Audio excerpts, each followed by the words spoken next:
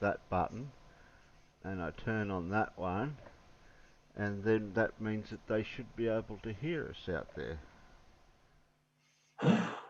I hope they can hear us out there now. Shock horror.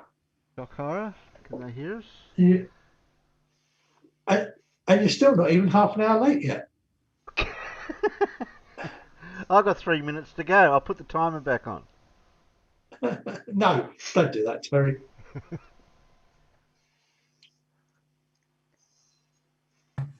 So they can hear us out there. Hello, Peanuts. I can't tell. Yeah. Well, I heard myself laugh on the YouTube, so. Yep.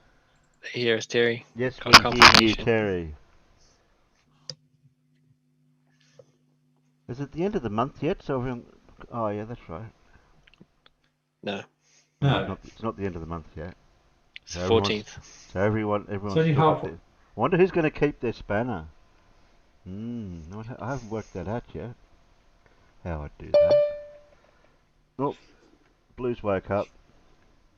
See, we're waiting for Blue. That's what we're waiting for. We're trying to stall as Who's long doing as we that could. with their mic? What? Not me. Not normally. I'm well away from my mic. I don't know. Someone's bashing their mic, and it's awful when that happens.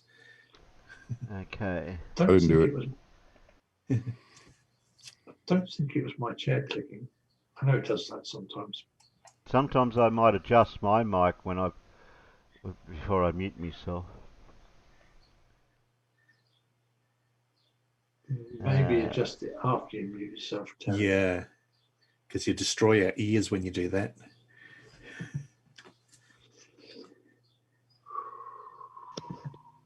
There, okay. Hello, Blue. Morning, Blue. Afternoon, evening. Wait a minute. Good Hello morning. from the future. Oh, Middle morning. of the night. Oh, it's morning. Yeah, Very, very early morning. Yeah, the sun's not even out of bed yet. Yeah? I said, your son's not even out of bed yet. No, it's not. For a minute, the sun's actually just come out. Yeah. Its angular size is too small to see right now. Oh, is that what it is? Yeah, that's what it is. Yeah, apparently. Still coming towards you. I don't know. Can't see it. Oh, I can. It's nice and bright. I reckon say it's just come out, so we're going to have a gay day. Sorry. That was a very bad joke. That didn't come out I right. admit. So where are we up to in our... I think we're still on trains. Alan's got some more stuff over your way, the history of the North London Railway. We've got some text to read. It was just one bit I found. Yeah, that's okay. That's something. And then I've got...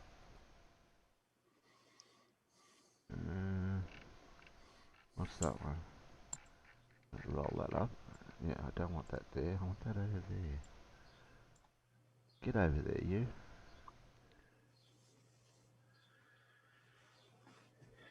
Okay. I want that, and I want that. Those two things. So I've got a little bit of reading, and move that down there. I've only got one video. I thought I had two videos.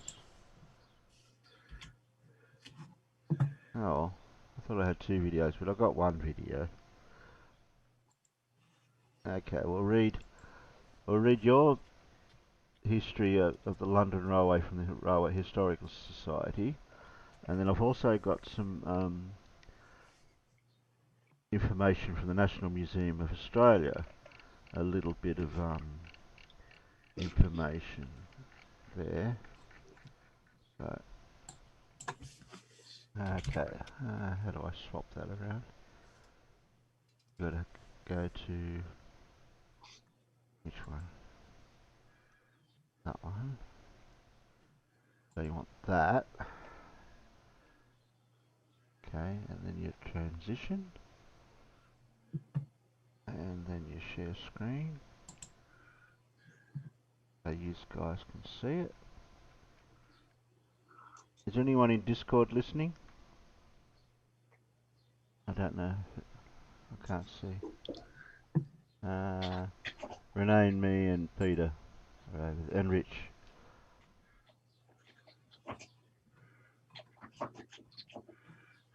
Okay, got that.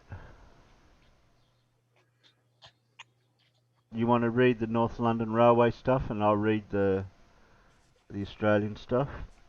That's I'll just scroll through to see how much there is. I'm thinking maybe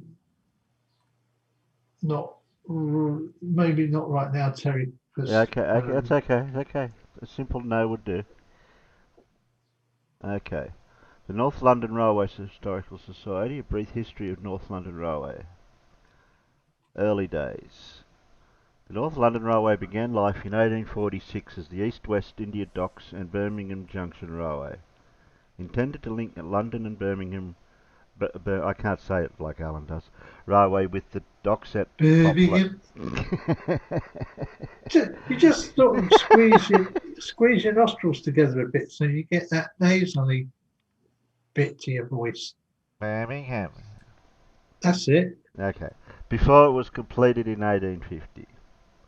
Overtures made by the small London and Blackwall Railway, which was anxious to expand, saw the introduction of a passenger service from its terminus at Fenchurch Street to Camden.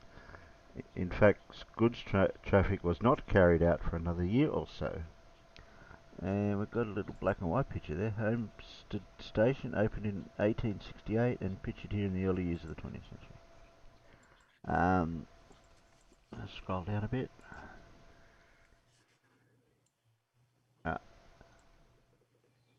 The company's name was changed to the more succinct North London Railway in 1853, and the same year when the North and South Western Junction Railway opened from Willesden to Kew, the NLR Willesden to Kew.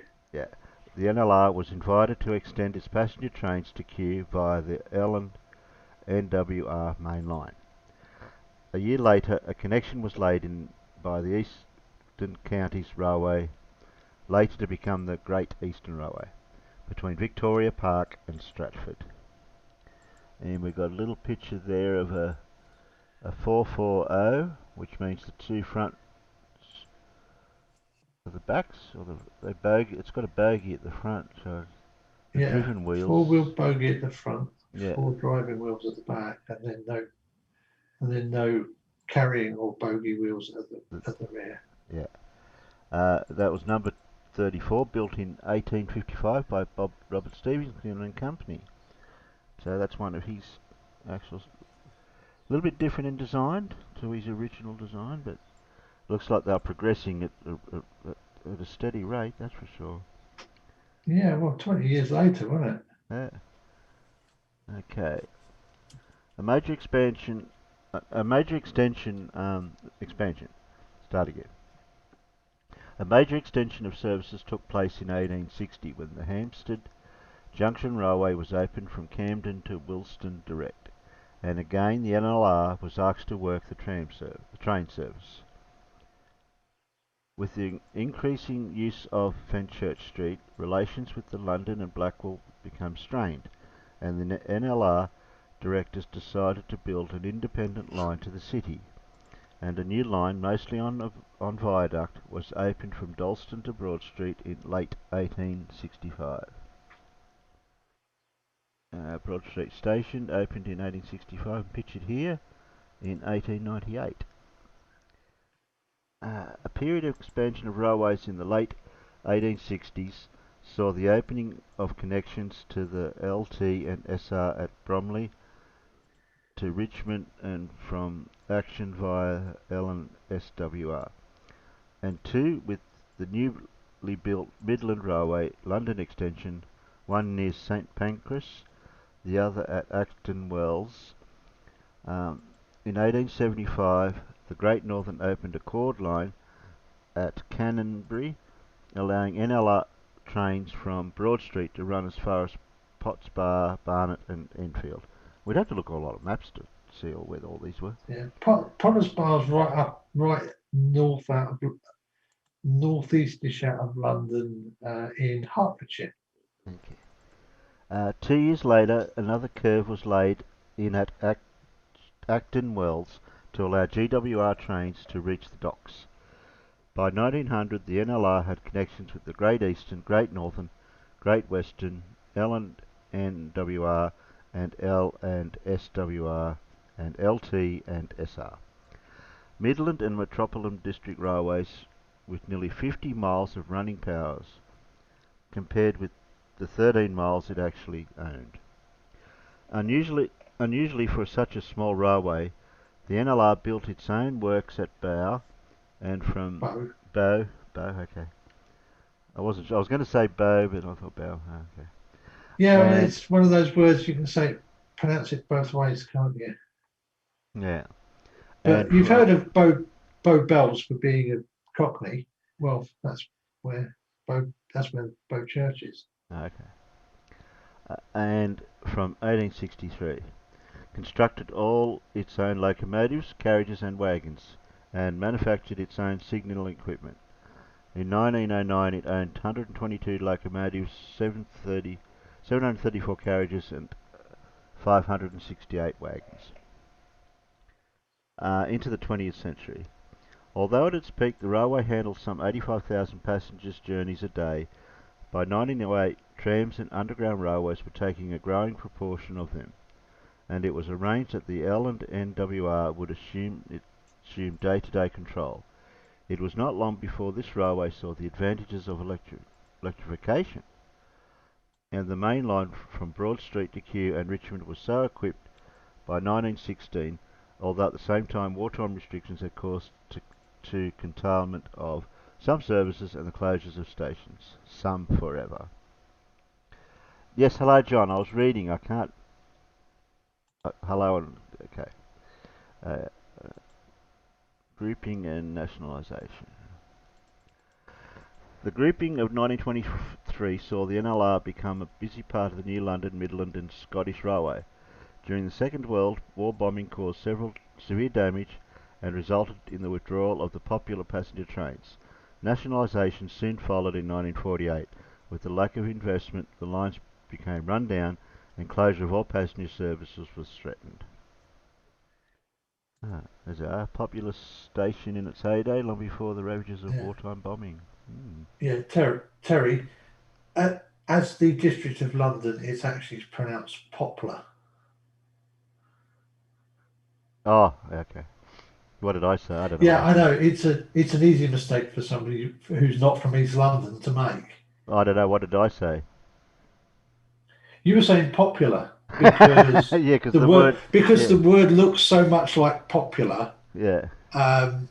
People just say popular because they just see it as a misspelling of popular. Yeah. Okay. But yeah, it's actually a district of East London. Okay. Should have called it the Oak to avoid the confusion.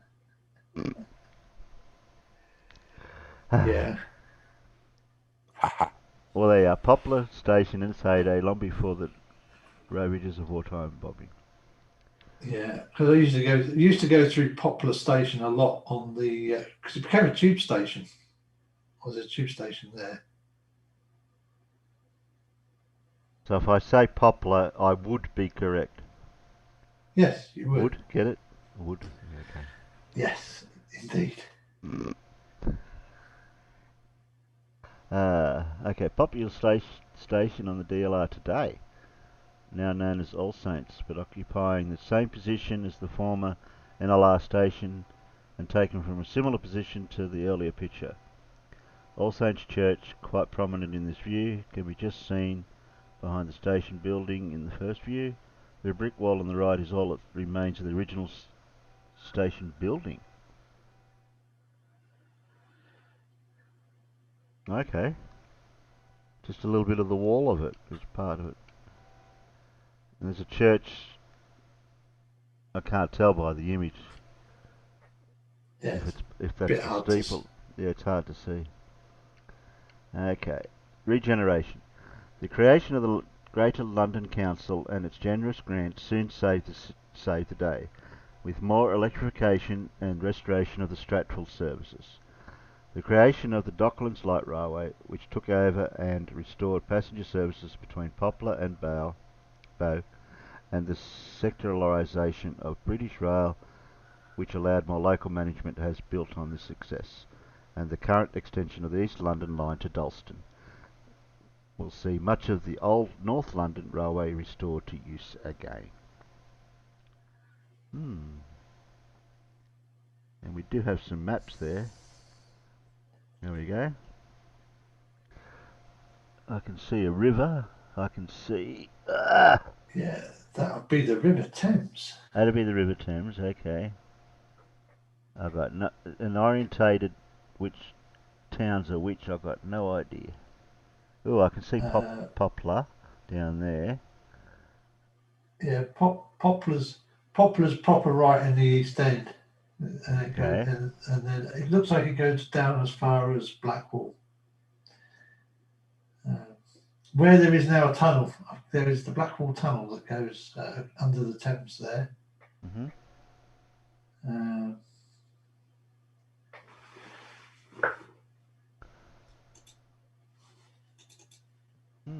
Interesting. Hey, no. Alright. Transition. Oh, this is so easy to do. Oh, that don't look right. Something's not right here. Why did it do that? Oh, you've got to stop share. That's why. Okay. So I'm finished with that. Any questions out in the no one out in the peanuts saying anything?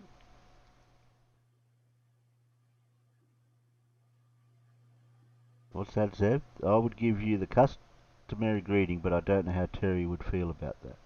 I don't know. What's the customary greeting?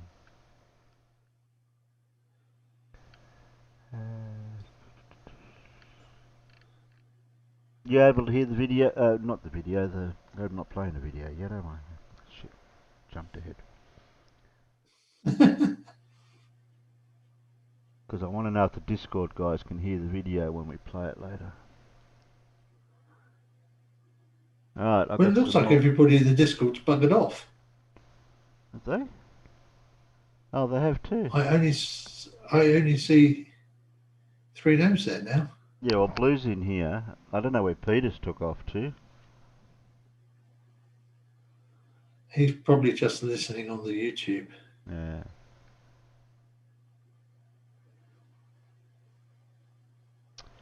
Alright.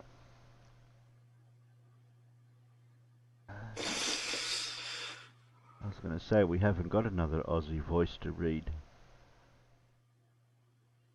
that. The National Museum Australia, First Steam Railway. I can read. No, that's not. There's not a lot to read. Not a lot.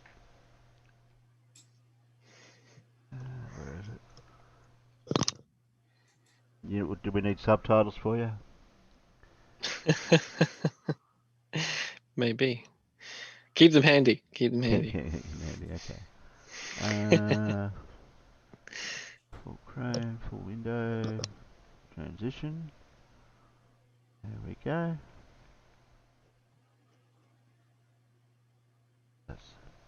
Oh, what happened there?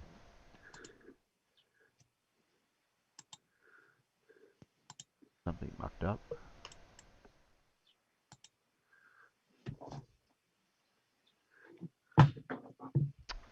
What happened there? It worked alright the first time.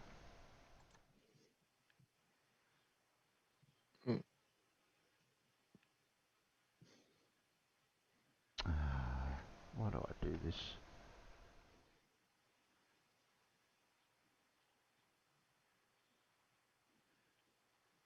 It should be showing that. Yep, I think it's there now, Terry, on both.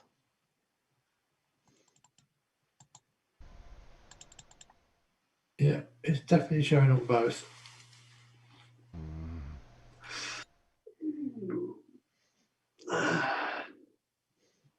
I don't know what happened there.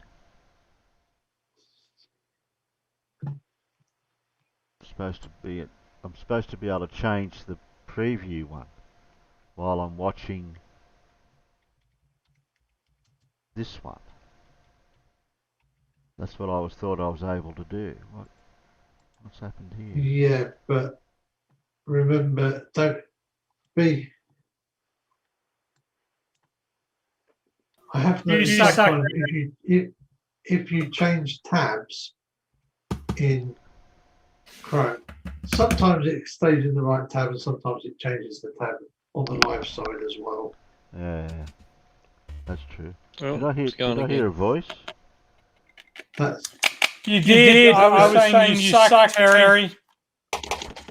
Oh, which is Hello to you which is- too, Tony. where's that? Where's that? Hello bell? to you. I think How it's are here. you? Good. which is why you want them in separate windows, not in separate tabs. Allow me to reassure you, Terry, that you are less of a dick than many people that I know. Okay. Excellent. On again, Terry. Yeah, I'm trying to get it back to how it works. Right.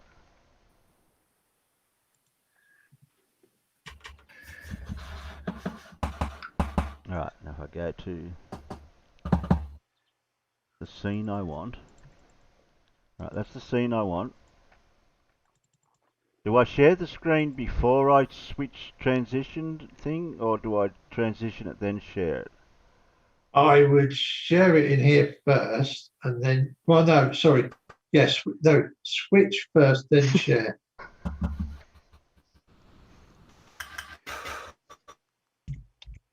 Okay, I've switched. Now share. Right. Now all we need now is an Aussie voice now. Okay. Okay. Or Kiwis went too. a Kiwi voice, doesn't matter. Alright then. You're East Australia anyway over there. Were Fair you enough. able to read that, Sheepy, in here? You can read that from the shared screen. Yep. Okay. First Steam Railway. Oh, we do. There is another Aussie here. Tony, do you know any other Aussies around? I could do. I'm not going to commit to any sort of Australians existing at all. Okay. You don't mind a Kiwi, a New Zealander Kiwi, reading something that has got Australian? Absolutely not. It is only happenstance that New Zealand and Australia are not the same political entity. Yep. I'm half Australian anyway, so I guess. Which half? The top Half or the Australian. Yeah, my Well, dad. I'm an 8th New Zealander. So there you go. Okay. All right. Okay. First Steam Railway, 1854. Australia's first steam railway line opened in Melbourne. Can I turn that off? Whatever that is. Yep, there we go. Surprise. Doesn't Terry sound astonished that there was a railway in Melbourne? Like, this is fabulous. It's something he never before conceived. Well, it does stand to reason because Melbourne was Australia's capital before it went to where it is. Fuck you. Okay. Just photograph That's of not a St. photograph. Gill drawing of St. Gill drawing of Flinders Street in 1854. Flinders, Jesus. Oh, Flinders. Why'd we let a New Zealander read this if you can't get the basic pronunciation correct? Well, I think as you're talking, Flinders. distracting me. And you were swearing that offset my whole tempo. Yeah, that's what it Oh, was. really? Tony, it was your fault. All right, I'll bring the computer closer. I can read the bigger text. All right, Now- here we go. Now, what point are you trying to make about this image, Sheepy? It's very simple and minimal, Well, isn't it? well, it's a photograph I guess of you're Yes.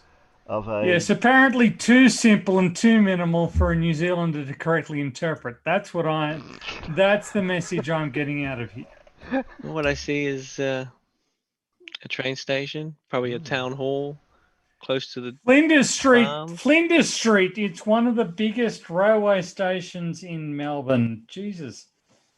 Is this? I only lived in Melbourne when I was a child. I didn't go to Flinders Street from Isn't it on a recollection. corner? Okay. I thought it was on a corner of two dissecting streets. Anyway, I'll I'm find some almost images boats at later. the train station. Lou, how are you, sir? Hello, Tony. Blue's Hello. been there the whole time, Tony. You're a bit slow. Yeah, Sorry. I'm not over in Discord. I am incredibly slow. Do Yeah. forgive me. And I'll forgive you that you haven't got your avatar because you must be tired. I must be. Okay, there we go. There you are, Okay. Mr. Reader. On 12th September 1854, the Melbourne and Hobson Bay Railway Company opened Australia's first steam railway line in Melbourne. The 2.5 mile, about 4 kilometre track went from Flinders Street Station to Sandridge, now known as Port Melbourne. Built especially for opening of the track, a steam engine was made by Melbourne Robinson, Martin and Smith Engineering Works, was the first to be produced in the Southern Hemisphere. The line is still in use today, having been converted to light rail for Melbourne tram services. Let's got Alan's message come up over the text. I was like, that's not helpful. The Argus, 13th of September 1854. Yeah, that was Yesterday just like was that, memorable in the annals of Victoria and Australia for the opening of the first Australian railway. The first train on the new railway started at 20 minutes past 12, amid the music of the band and the cheering and waving of hats of innumerable spectators. Innumerable. That's what Innumerable. that's yeah, okay. Jesus Innumerable. Christ. Do they speak English? Do they speak English in New Zealand or what? Do they just, bar at one another? Okay. Bah. There you go. Steam I've seen locomotive Black number Sheep. 30. I know how I it don't like works your in New tone, Zealand. Tony. Okay, steam locomotive number Especially when you talk about 34, bullying. Okay. All right. Steam Fair enough. locomotive number 34, Titania. Titania. Okay. Look how big it is. It's pretty big. You've been sarcastic. No, it looks pretty big. It looks pretty It small does to me. look pretty big. No, it's pretty small to me. Oh, come on. It's that'd bigger be- than I am, and that's fucking huge. I'm a huge fat monster of human being, Now would that and be it an is O? bigger than I am. Would that be a 222 or an 02220? Be one of those numbers. I'm sorry, are you speaking English? That's the designation speaking- of the wheel systems for the driven wheels to the bogies. Okay. There we go. I seem to speaking- recall that Victoria and New South Wales had different gauges for at least a while there. Yeah, well, we haven't got to that yet. Oh, well, forgive me for skipping it. Spoiler alert for everybody in the Yes. chat. Yes, spoiler alert. Australia's first steam rail line. The opening of Australia's first steam rail line was founded at a public meeting convened by Melbourne's mayor in 1853, with shares initially costing £50. The company was formed specifically to build a rail line between Flinders Street Station and Sandridge to ease the problem of moving people and goods between the port and the city. Construction of the line began in the same year, with work progressing rapidly on both stations and the track. Technical challenges. The line's original engineer and designer, Englishman William Snell Chauncey, was forced to resign in March 1854 after producing substandard work on the railway pier at Sandridge. He was replaced by another Englishman, James Moore, who completed the line in time for the 12th September opening. The track itself was broad gauge, around 1600 millimeters, and ran from Flinders Street Station to its terminal stop at Sandridge Pier, crossing the Yarra River. Yarra. Yarra. Yarra. Jesus, Yarra. Yarra. Yarra. For goodness sake, why In we New let a Zealand, Kiwi Double R. butcher this shit? Jesus. Hey, Tony, I got into trouble off Alan because I was reading the one from the British text document, and I was all over the place with the pronunciation. So Okay. Well, that's yeah. Carry on then, Tony. That's to be expected. Where are we? We're at Yarra. I'm tired of it. Yarra River over the original Sandridge Bridge. Originally, steam engines for the service had been ordered from English manufacturers Robert Stevenson and Company. However, work on the line progressed so quickly that the trains were not ready in time for the opening. Indeed, Robertson, Martin and Smith Engineering Works of Melbourne was commissioned to build the first steam engine produced in the Southern Hemisphere. There you are.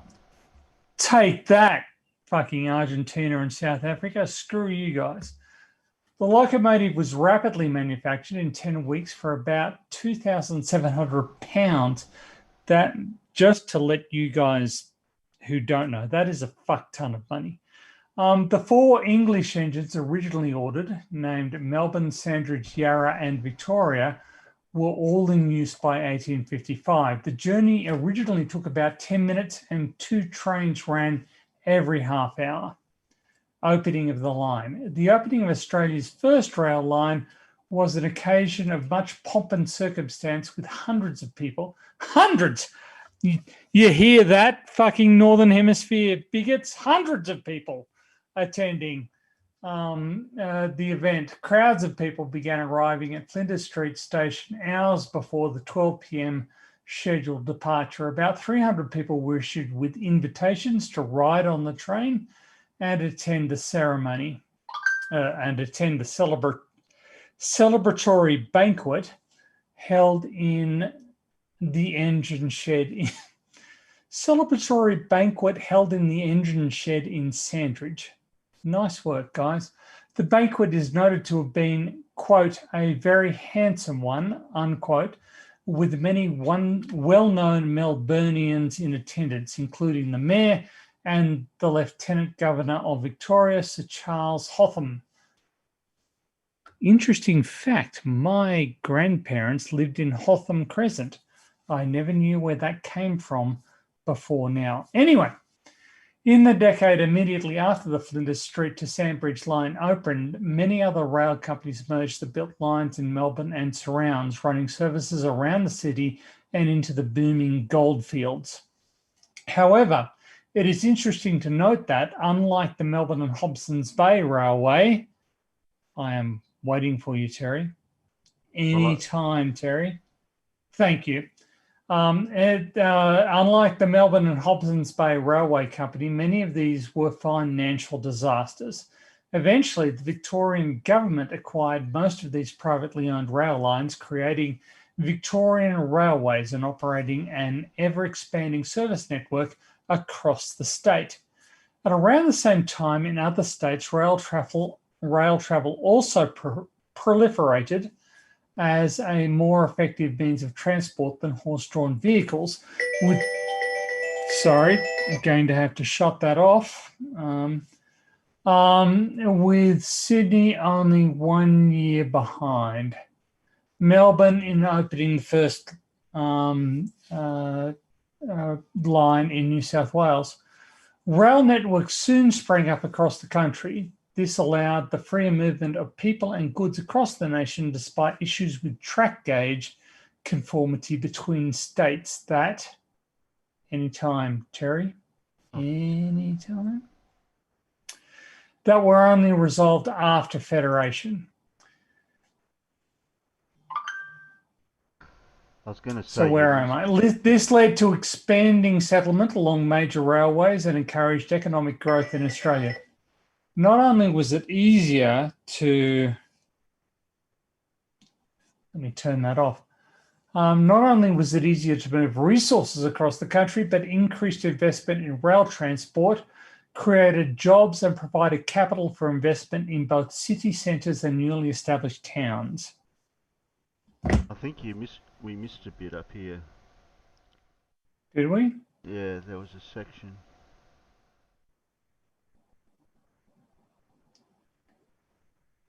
In Yeah, 1878? Yeah, that bit. We missed that bit.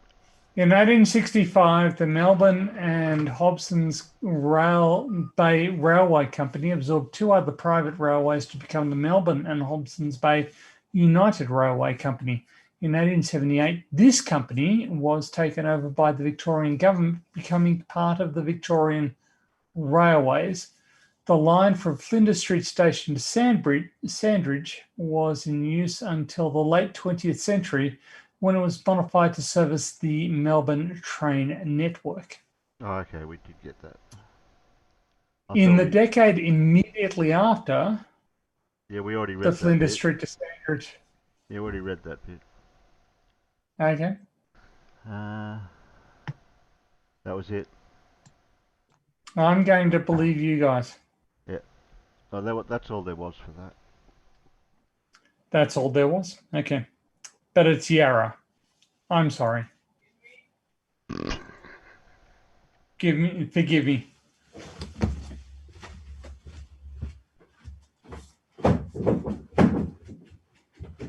Yeah, that's right. Well, somebody was mentioning about the track gauge conformity between the states. It was only resolved after Federation. So. Barry, can you mute his mic? Mute somebody. Tony.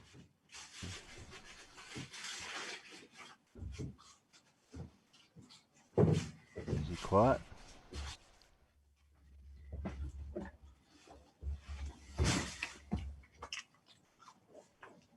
If he makes any more noise, I'll mute him. Okay. What's happening? Nothing. We could just hear you rummaging around. I was rummaging to get my dinner, so sorry for that. Oh, that's okay. You're allowed to get your dinner. I'll let you. I thought you were done listening to me.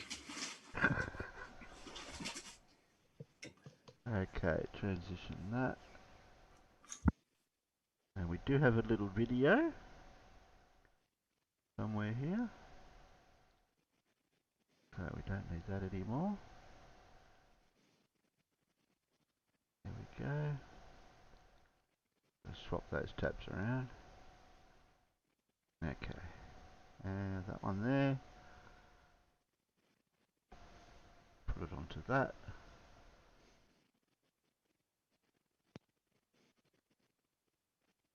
Transition. There thing. There we go.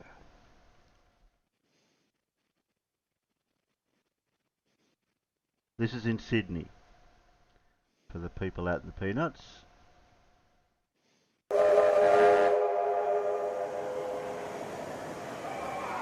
Central Station is the main train station in Sydney and the departure point country and interstate services.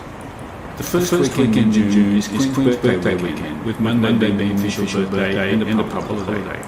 And on this weekend, the New South Wales Rail Transport Museum stages Sydney Great Train Expo, culminating on Monday with the Great Train Race, wherein two steam trains with vintage carriages race from Central to Stratford Station.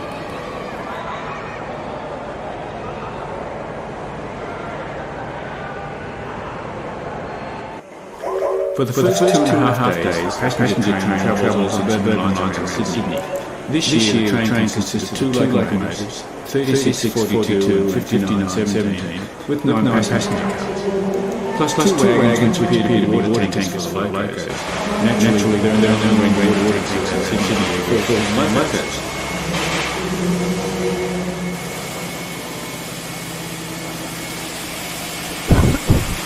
As the afternoon race involved two trains, this single train was split upon return from last journey. The sequence of events. People are saying they're getting echoes.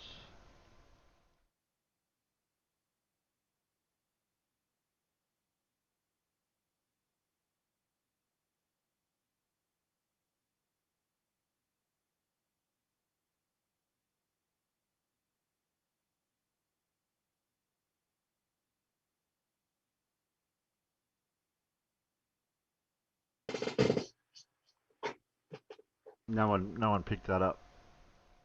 Try again. 5917 pulls the train into platform 1. 5917 decouples from the train and moves into the centre bypass track.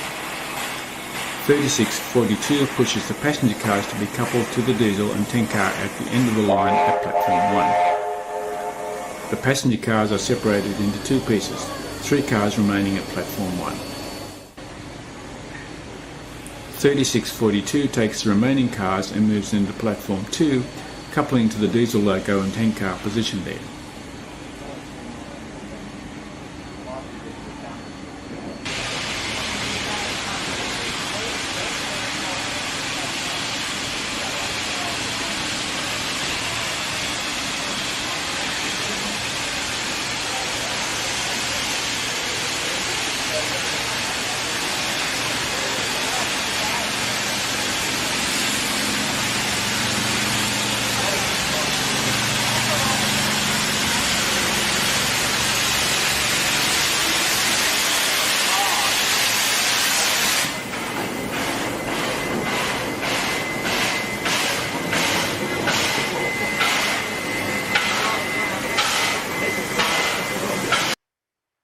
No name's saying the audio's crap.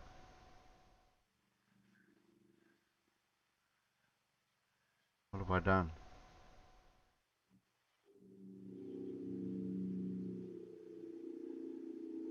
I don't think it's you, Terry. Yeah. Yeah, well, I put the banana Yeah, back yeah. to how it should be, because there's no one in Discord listening. No. It's crap in here too. What? You said it's crap in there too, Blue? Yeah. The audio sounds bad to me, but I mean it's intelligible, but that's about all you can say for it. I've got no idea what's going on. I think the problem is that audio is a bit rubbish in the actual video you're listening to, Terry.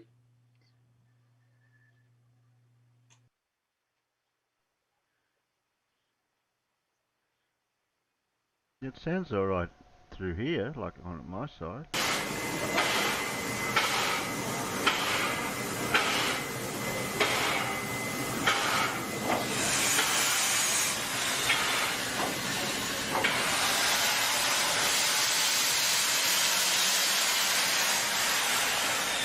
Then 3642 is in place at platform 2. 5917 then moves from the middle bypass track to the platform 1 track and reverses to couple to its set of passenger cars.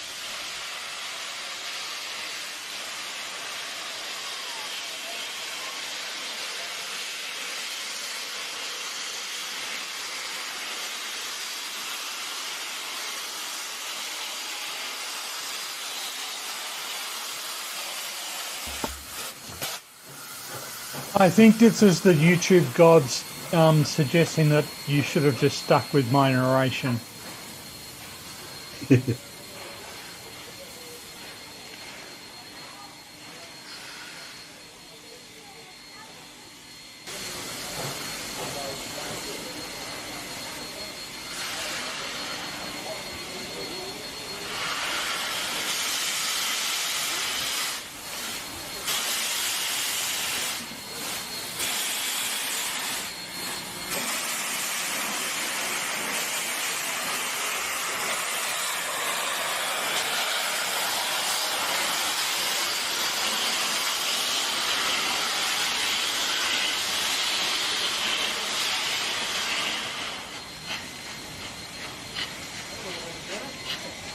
3642 was built in 1926 by Clyde Engineering Sydney, was retired from service in 1969 and entered the New South Wales Rail Transport Museum in 1970. It is a 460 Class 36 locomotive. 460, that means it's got four driven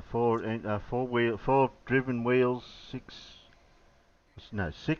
four trailing wheels, 6 driven wheels, and 1917 was built in the USA by Baldwin Lima Hamilton Corporation as an oil burner, but later converted to coal. It entered service in 1953, hauling freight until retiring from service in 1972. It is a 282 Class D59 locomotive.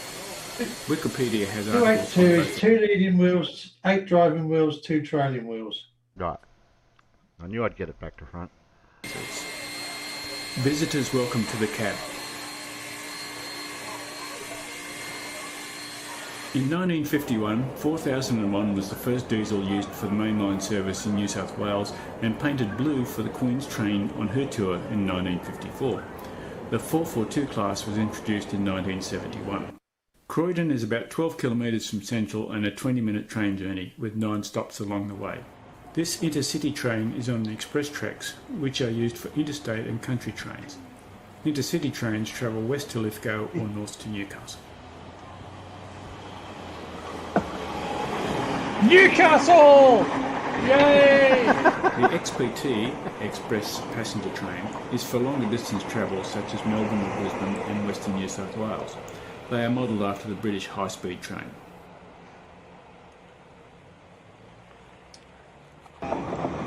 Waratah trains are the latest to run on the Sydney network. These are 8-car trains, whereas older trains are composed of 4-car units with a driver's cab at each end. Previously, off-peak services used just one 4-car set, but now 8-car sets, 2 4-car sets joined, are used all day, with 4 driver's cabs. The centre set of tracks are for express suburban trains, that is, those which stop at some stations. The 2 rightmost tracks are for the local trains.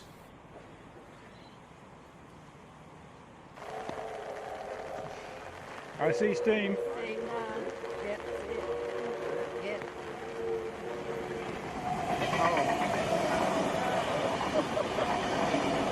Oh, that's okay. He's on the outside.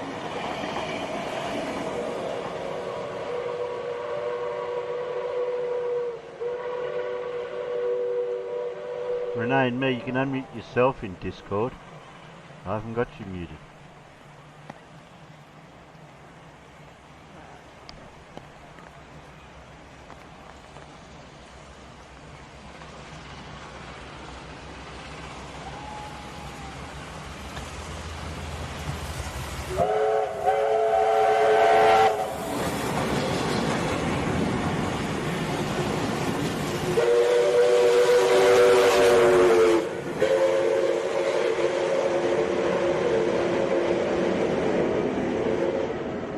Diesels and the other one doing at the back of them.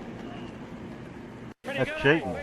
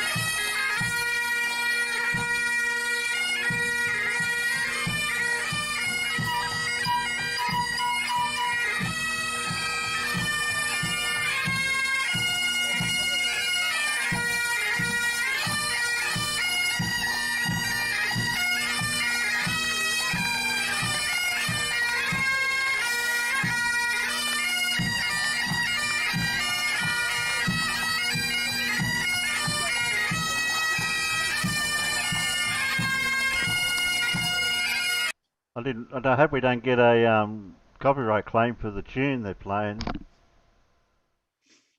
Yeah, I think that one might be out of copyright, actually, if I'm brutally honest.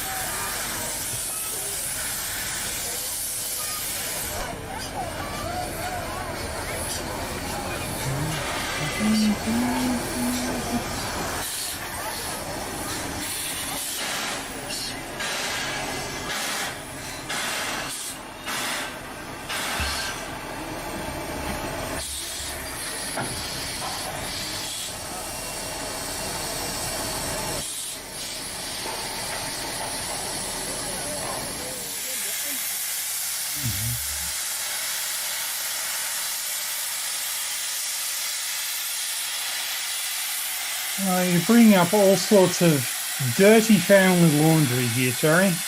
Where? So my grandfather was a huge fan of bagpipe music, and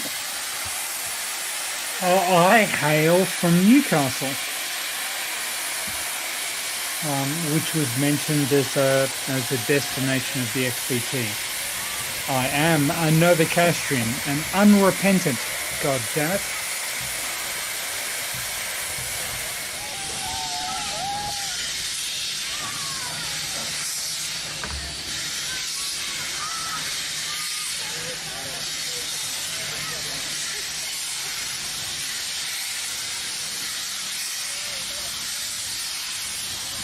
Mira Lankarich says you're gone for another 6 months.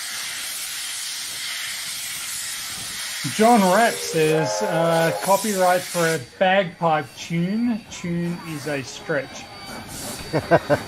If you have never experienced bagpipes playing Pachelbel's Canon, I do suggest you look it up, because it is an experience you will never forget.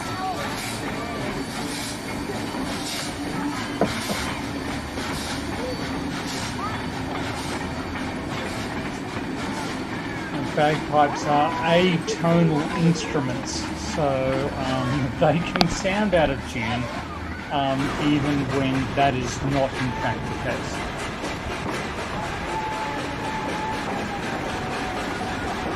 Five Whales, how dare you? The bagpipes are not an assault on the ears.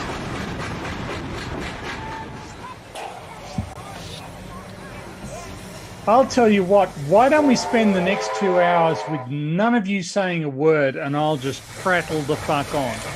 How about we do that? Well, I thought we were watching a video.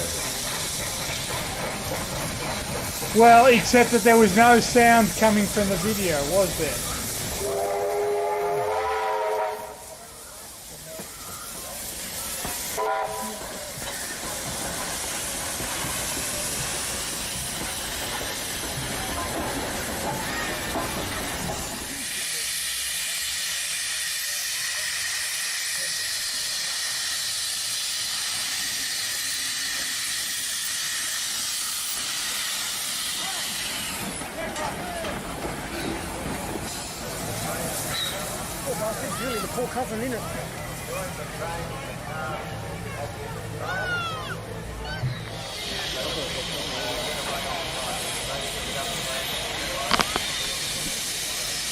Going the wrong way. That locomotive was clearly a Manly supporter, and therefore I can ignore it. Okay, that's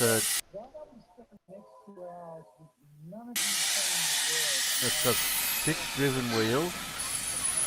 It could have 4, so it could have been a 4. Oh.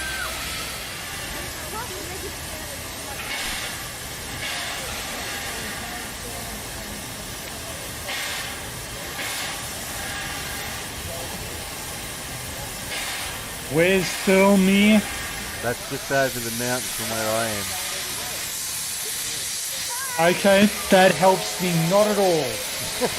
Well, you know where I am, don't you? Nope. Wollongong.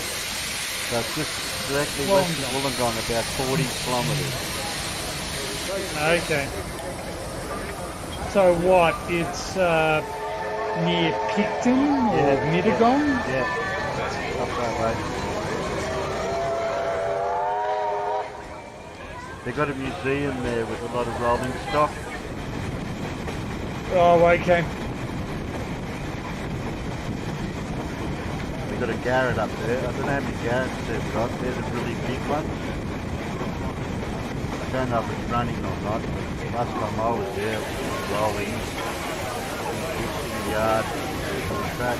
You see how there's grass growing in between the rails? Yeah. That suggests to me that it isn't well maintained. Or use that on. I'm just going to put it out there. Rear sheep shortage.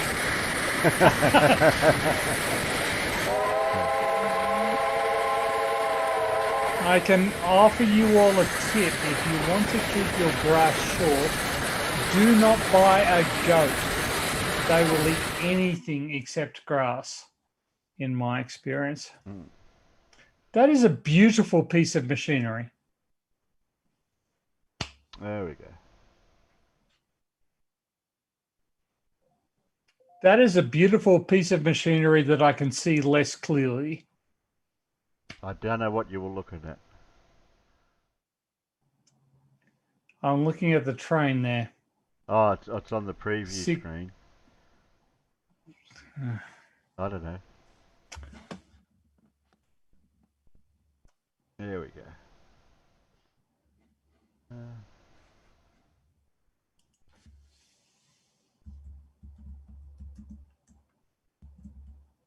Right. Okay. Put that to there. Oh. What are we up to? That was that. Allow me to just say that up until this moment, I had not really understood why John Rapp was greeted with middle fingers wherever he went, but now I do.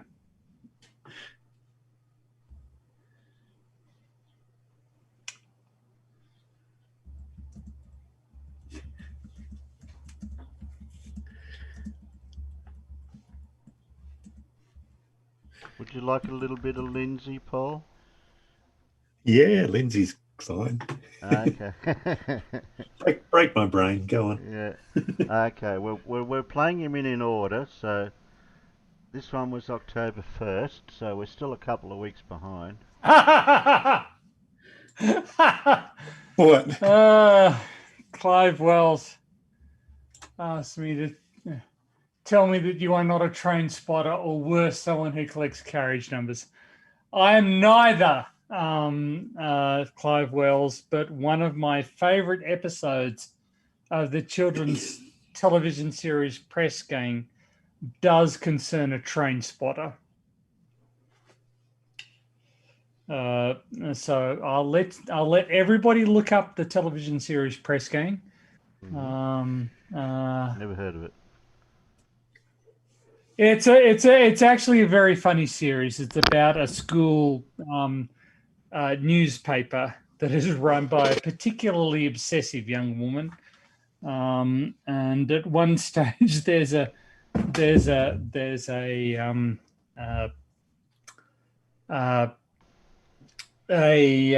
person whose hobby is train spotting, who wants to be more popular than he is. And through the episode, so he's talking to the advertising consultant on ways to make him seem more cool. And at one stage, the advertising consultant goes, "These are really good photos of train lines you have here. How'd you get them?" And he goes, "Oh, well, I strapped a camera to my hang glider." And he's just got constant stories along these lines. But he doesn't consider hang gliding or being a black belt in jiu-jitsu or any of the other remarkable things he does anywhere near as interesting as train spotting. So everybody else thinks he's a geek, but in fact he's quite remarkable. Anyway, stupid television show. Let's move on with what you guys are talking about. Well, we're gonna listen to a bit more Lindsay. And Lindsay. Why are we doing that? Why are we masochists? Are we counting off the moments until we die? Are we trying to bring about the apocalypse? What are we trying to do here by listening to Lindsay? We're trying to make the pain in my head from listening to Lindsay be worse than the pain in my back caused by two lumber bits being broken. Okay. Well, look on the bright side, Tony. Listening to Lindsay will not make us live any longer, but it will make it seem like we live a lot longer. I want to hear it more.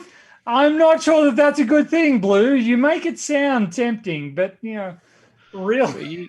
You don't seem to see the significance of a Gaussian physics. So, of what physics? Could you repeat that adjective?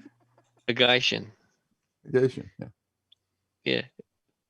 Could you spell that for me? It's when you spell Egypt wrong. All right. Okay. So Egyptian physics spelt incorrectly. Mm-hmm. Gaussian physics. Okay. Yeah, Gaussian. All right. All right. Well, let's do some of that then. Press play. We've already seen Socrates one. I'm sure we've seen that. The Socrates one from the other day. I don't know why it didn't show up as watched. Quick, Tony, pull him up on his pronunciation. And which film series used the pronunciation Socrates? Bill and Ted. Yeah. Well done. See, almost trivial for those people who are in the know. Excellent. And Bill and Ted must have been right. Here we go. Oh, they got an A, didn't they? I think they did.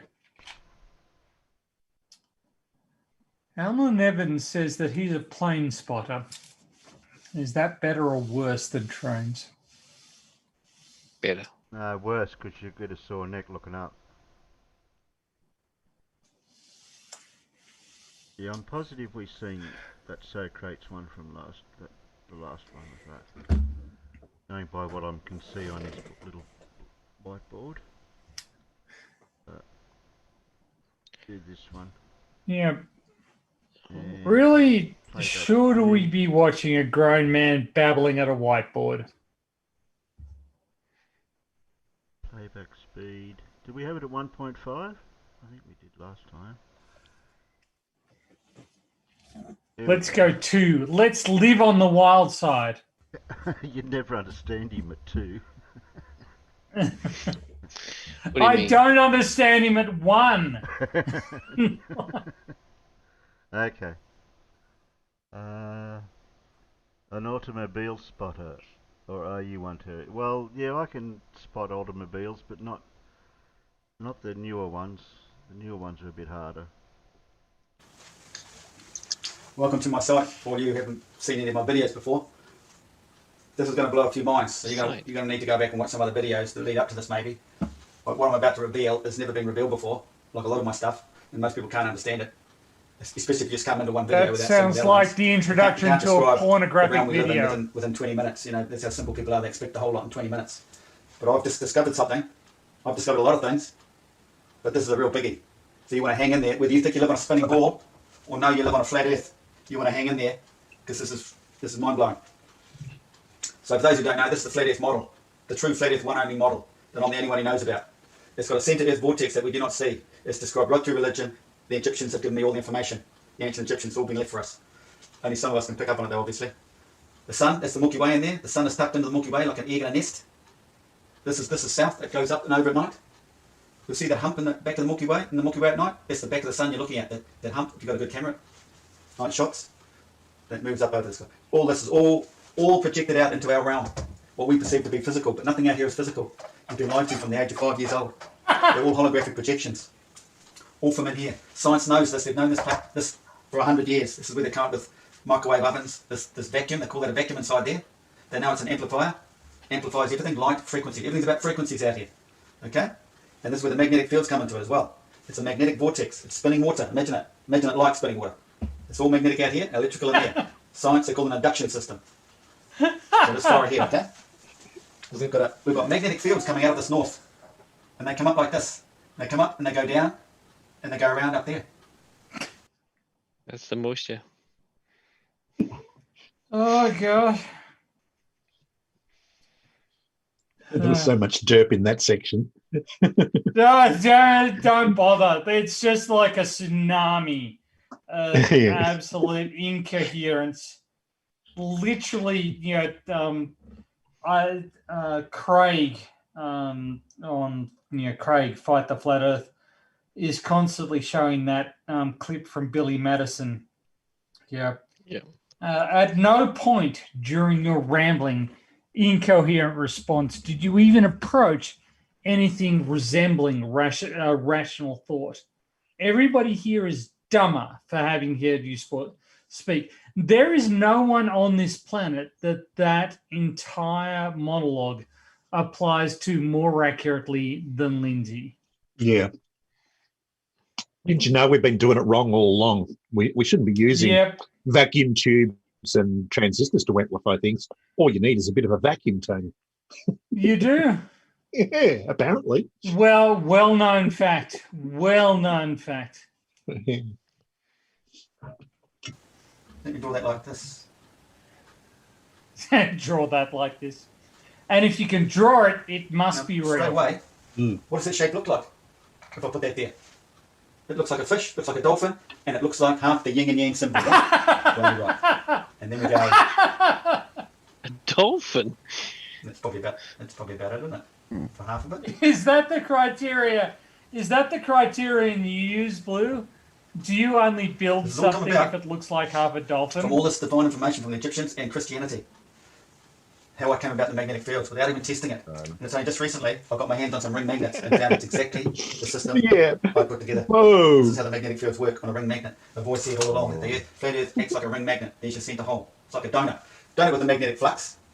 Sometimes there's a magnetic field up here and it's very strong. But on the Earth it's very weak. What they tell you is that there's a magnetic field that comes out of there and goes all the way to the north. They think, two blues. They like to tell you that it comes out of here automatically, all by itself, heads off in that direction or that direction, and travels all the way around and all the way back into there, just like magic. Like that other word, gravity. All magic. Well, that's not right because this field and this field is exactly the same.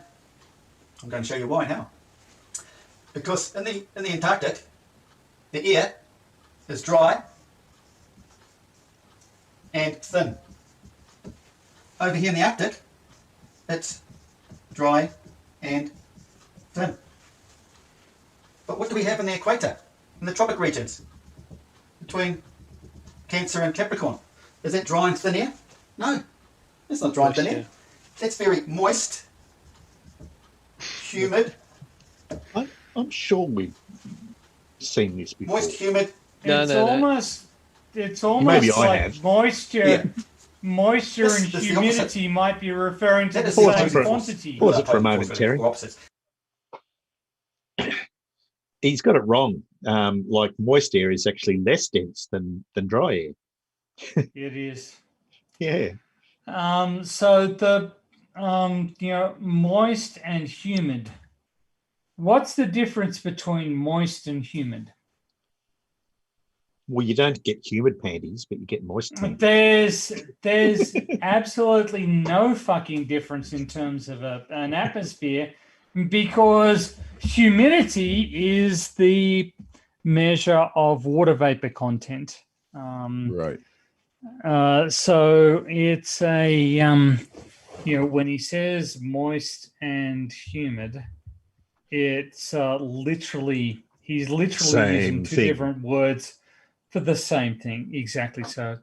Which suggests, and I don't want to step out on a limb here, I don't want to go too far beyond my technical expertise, but it suggests as a remote possibility that this guy might not know what the fuck he's talking about. I'm pretty sure of that.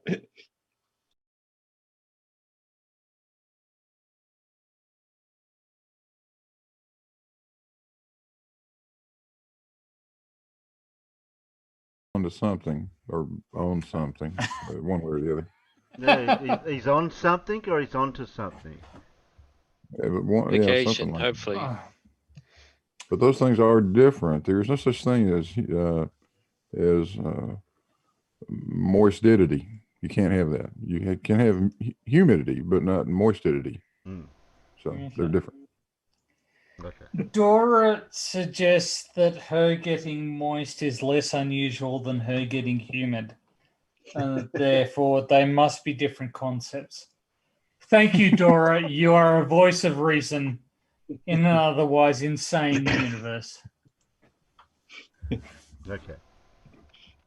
There's only an attraction. In magnets, there's one attracted to the other. Science knows that. They say the south is attracted to the north. That's why they say South Korea goes all the way around to the north. I'm sorry. Can you block that? Can you just pause that again? So I just quote Dora talking about being moist, and then Lindsay goes on to that being a sign of attraction. I could not have segued that better myself. So phrasing.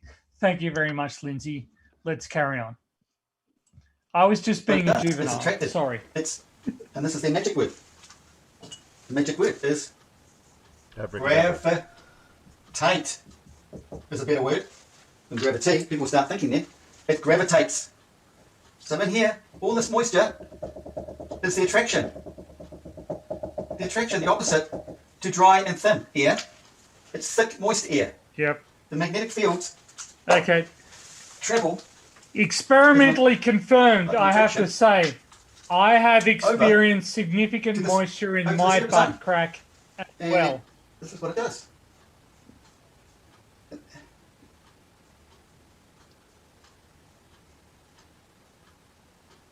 I was just saying that I experienced significant moisture in my butt crack. This? Just like there. The cavity between his butt cheeks. How things work here, what's making it go there? And then I come up with the opposite, the moisture. I'm thinking, well, and I'm drawing it all up, wondering, well, it's sort of meeting down here. Let's get rid of this. The meeting point was sort of... bubbles. Yeah, where's the ether bubbles? Lost the drawing now. Anyway, before I found the yin and yang, moist ether bubbles, so anyway. the field was coming down the other side and going around there, right? And the other one was coming down the side and going around there, and I'm trying to figure out what's making it cross over. What's important about this point here? And then all the other information came into my head. All about religion and other things, about red shift and blue shift. What? About the rainbow. So when something baffles you in a scientific problem, religion, right? Okay. I often find that my worldview changes when somebody comes into my head. Shift. That's the top of the rainbow, right? Low frequency, longer wavelength. What? High frequency. That's the first thing you said that's actually correct. High frequency, stronger one, shorter wavelength. Because it's stronger, it's more powerful, it's sitting out of the Earth's atmosphere, it's sitting there. No. It's a stronger one. Just shorter, longer, not more powerful. Yeah. It's up higher, isn't it? There's your rainbow, really. Same thing. There's nothing the vortex can do, Terry. Nothing. Made me think, well, no, hang on, straight over. That's what the magnetic fields made me think. This is one, this is the other. It's being absorbed down into here before coming back up to there. So this is what it is. You've got red, south, representing hell. Red is hell. And you have blue. Don't we have a blue sky? There you have it. So I'm thinking, okay, so these fields, it's somehow meeting. No. Here. It's a no-brainer. Nighttime, the sky's not blue. I wish to dispute, when he says I'm thinking, I wish to dispute that assertion. Okay. As simply inaccurate. He is not thinking at any point. Here, before it goes back up there. But what's going on here? Why down there? Apart from the fact, I've realised the yin and the yang, the negative, positive, whatever, red and blue frequency. I would have thought it would have met here. But what's equilibrium? What's the equinox? Everything's perfect. There's the cross before aphelion, and perihelion. No. Everything's perfect at this point. Oh, that's got And nothing what to do happens at with. this point with the tides? At the 3 days of the year, the tides are the strongest between high and low.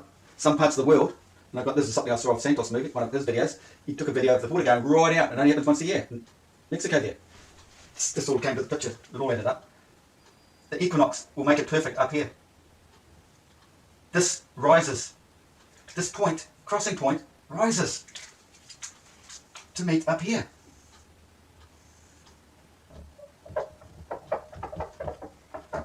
And this is where religion comes into this. Everything in religion describes our whole realm. But people, they're not bright enough. They can't understand it. They haven't figured it all out. They think the Bible's BS.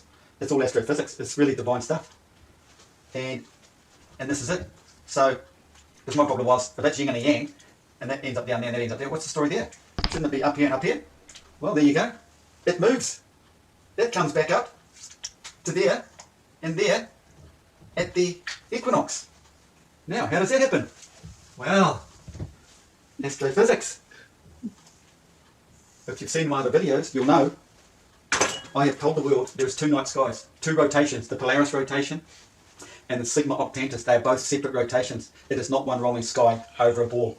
They'll tell you there's a big rotation out here if you look south, there's a big rotation up there if you look north. But if you look that way, hello, you see the arch finish there and the arch finish there. How does that work? Should it just be one rolling sky? No, they want to bamboozle you. They want you to think there is. No, you're seeing things. Well, south, north, there's 2 rotations. Polaris, Sigma, Octantis.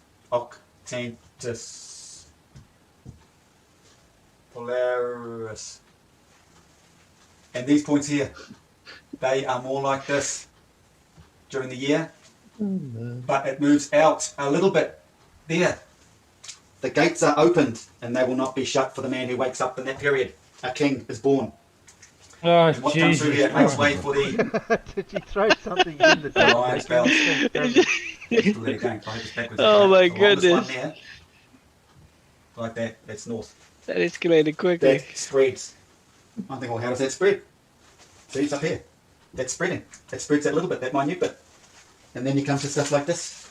Oh, grasshopper comes into somebody save me, please. That's the hieroglyph for a grasshopper. Locust. Now, look at that. Shit. Yeah, it's a spiral. And the wings of the bird. And the water, moving with the water, the levelling out. Water's level. Also, the bending bird. Divine moment. Orion's belt shooting through maybe. Okay. The wing. I'm about to show you. And the talons. Each leg has 3 talons. I apologise to everybody. Just remember that.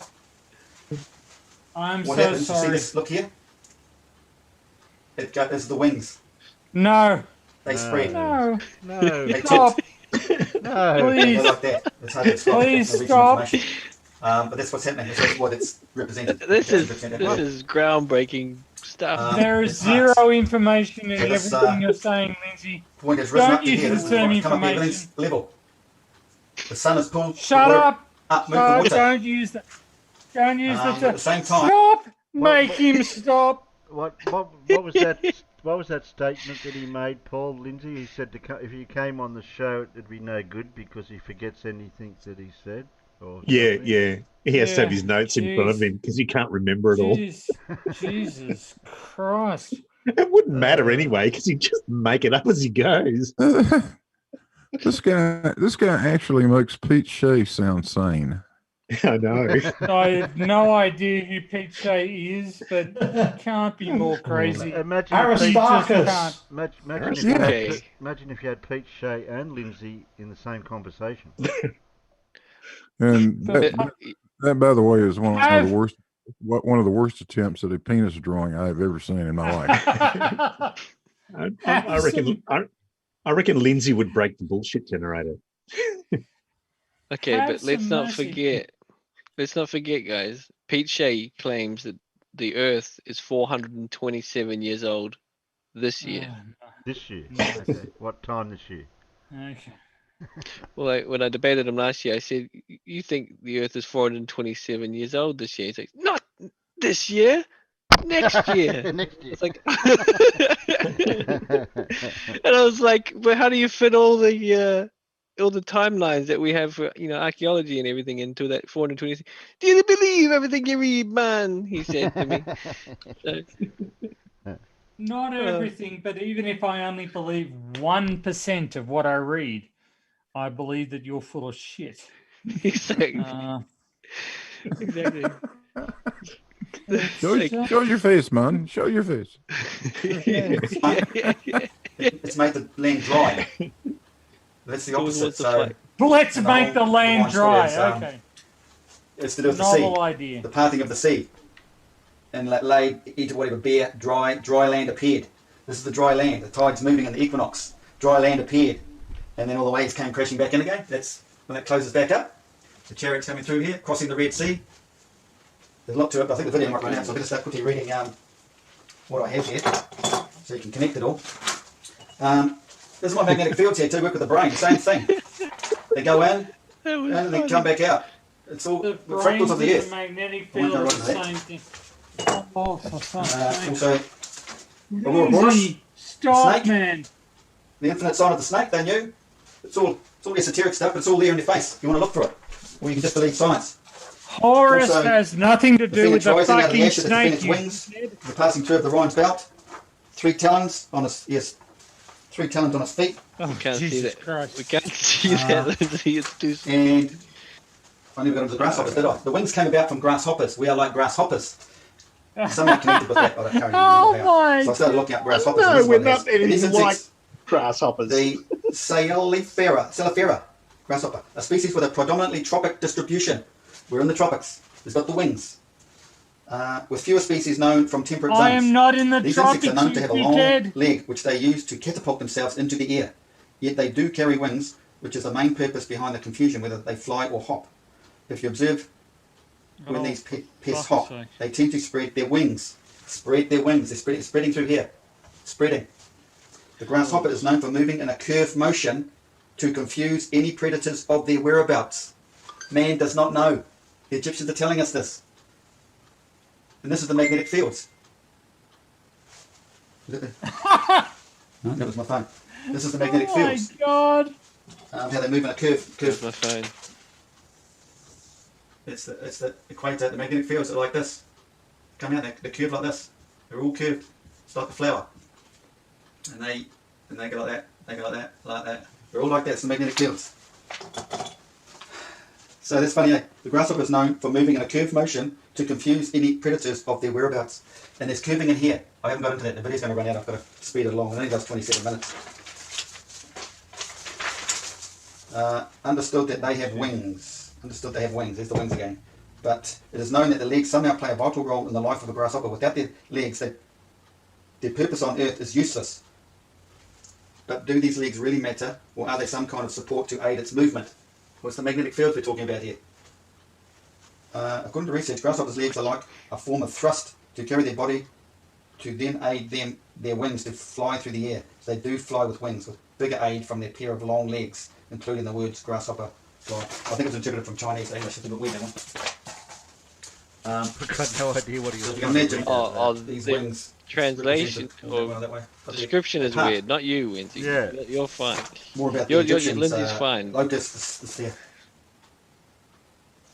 Oh yeah, well, I Locusts can are read that. significant in Ptolemaic texts. I love the way that was awesome. My favorite when he pulls out his phone and he's trying to show you something on his phone screen. More about the Egyptians. As you can see here. Locusts. This. No. There, read that. You read it? He brings it a little Oh, closer. there we go. That'd be better. More about, no, I can't read it. Sorry. That better? more about the Egyptians are locusts affair. That's funny. Locust in signification in Ptolemaic text. Yes. That's it. Ptolemaic. Yeah. Oh, the P silent, is it? Yeah. Locusts and it's significant in Yeah. Ptolemaic texts. The locust also appears in the holy books as a plague and divine punishment in the holy book, the Gospels, and the Holy Quran. So, plagues.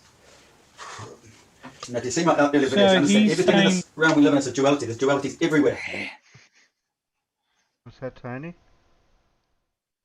Did he just assert that the Quran is holy? Is he a Muslim? Not sure. Or is he just asserting that every text that claims to be holy is in fact holy? That's known as the Holy Quran. I think it's more the latter. If you want to get technical, the Quran has to be in Arabic, right? The Quran cannot be translated out of Arabic. If you're reading something in English, it is only a translation of the Quran. That's true. They say that to fully understand the deeper meanings of the Quran, it's Arabic. Yeah. So I'm just a bit confused as to what he said. Yeah, I just rewound it back Sorry, to that bit. just a bit confused as to what he might be trying to. Yeah, I rewound it back to that bit. He's pretty confused himself, so. Yeah.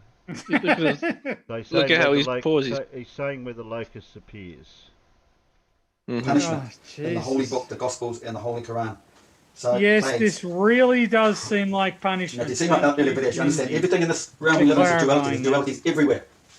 One of them is our spiritual side as human beings and our physical side, what we perceive to be physical. But we're only physical. Everything's physical only due to the five senses programmed into our brain. There's a spiritual side where we come from and where we go. Our energy is all reincarnated. So we have the spiritual and the physical. And so we have a physical understanding. And the Bible is written in the spiritual sense. So it's the opposite. So you've got to imagine a lot of this stuff in that Bible is negative. Because it's hard to describe. Because it's appealing to because that's a classic sign. Wait a minute. That's a classic sign of making things up. That is. Yeah. This is when you'll make it up. Yeah. How dare you? Yeah. How dare you, Paul? Yeah, I've got to think of something quick. My favorite one is like, I forgot where I was going now. Yeah. I've lost where I am. It's like, really? I've lost me plot. Like you started knowing where you were. Holy shit balls! This guy gets physical side. Crazier and crazier. But it's the opposite. You've got to make it the opposite. Understand it's the opposite. It's not no devil's evil stuff. It's the good side. Anyway, it's the good side. If thou refuse to let thy people go, this is in the Bible, obviously. These are sayings of the Bible. If thou refuse to let my people go, behold, tomorrow will I bring the locust into thy cast. So he's gearing up for this moment. He's considering all these magnetic fields here, which are the two rotations. There's the locust. What? And the Lord said unto Moses, stretch out thy hand over the land of Egypt for the locusts. Stretch it out. So he's opening it. Stretch it out. And they may come up upon the land of Egypt and eat every herb of the land. He is talking about the book of Exodus, in which Moses visits a variety of plagues on Egypt. That's what he's referring to here. Yeah. Of course, this would all be greatly aided if the book of Exodus wasn't a load of horse-shit, wasn't demonstrably a load of horse-shit as a result of archaeological investigations. But, sadly, it is a load of horse-shit because we can do archaeological explorations of where the Egyptian peoples come from and where they went to. And we can tell that they were there the entire fucking time and there was no captivity in Egypt. So just a load of nonsense. But, of course, it's in the Bible, so it must be true. Wind brought the locusts, and the locusts went up over all the land of Egypt, and the Egyptian story, Upper and Lower Egypt. This is Lower Egypt, Upper Egypt. It's not what you've been told or, learned through Egyptology. No, it's all the spiritual story. The Egyptians Lower chakras, red. Higher, we have the Hejjet and that, Hejjet, in Egyptian, you have the white and the red. Well, the red's always representing Lower Egypt. And then again, it's a bit confusing too, so ignore that, because you've got to remember, up here is south, down there is north. When it comes over, ignore that. It goes to south. It doesn't work. Ignore that. Some things opposite. Confusing you me. Understand that. So, Probably lost if everybody I already, may I'll carry on. intervene That for a doesn't east wind. moment. Brought the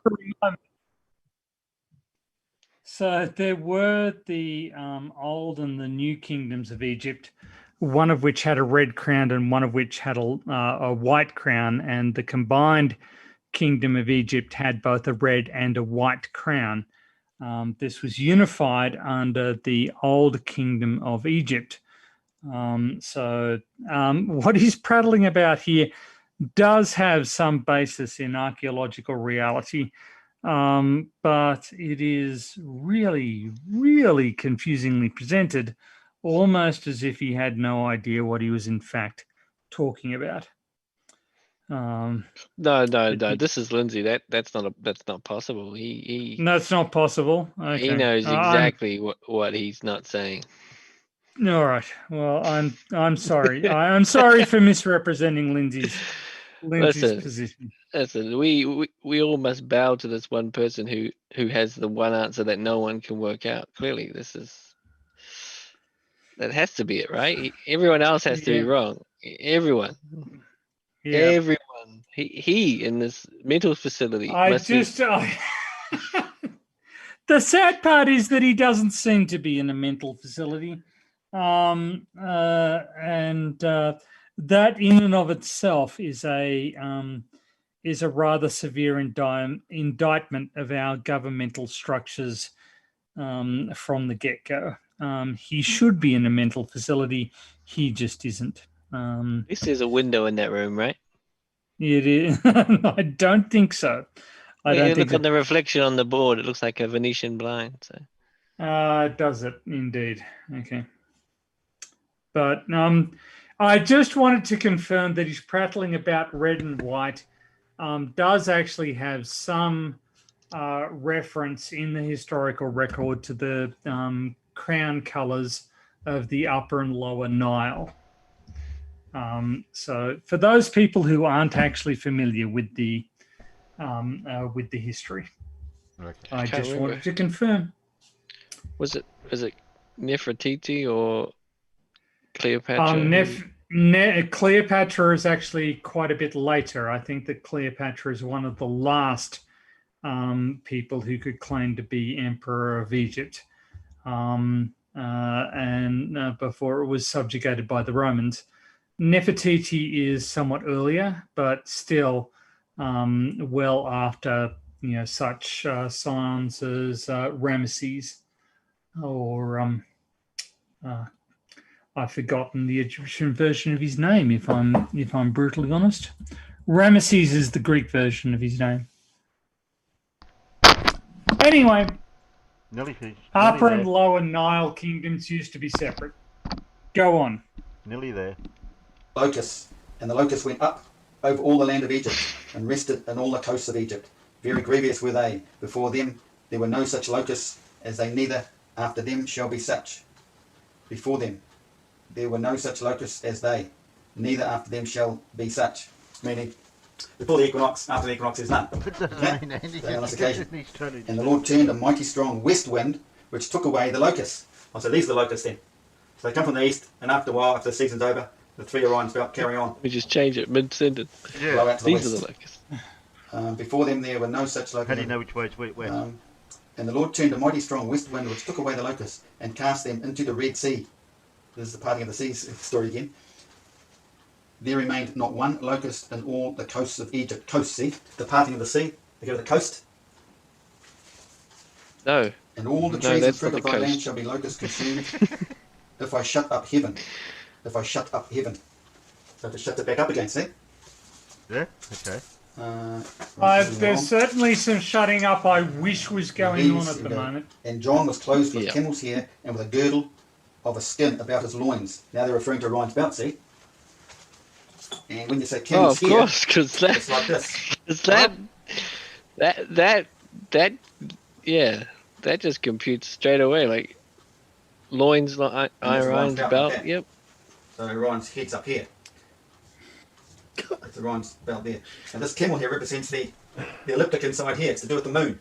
Because the moon has something to do with this. It's all to do with moving the waters. Because inside Anyone Just else close use your eyes. this is line outside. Close your eyes and Everything listen to here, what this he's is saying. the cardinal points in here represent south, north, Anyone out else use is a belt down on in the our world, loins? and in is up. So you lift this up, it matches what that is.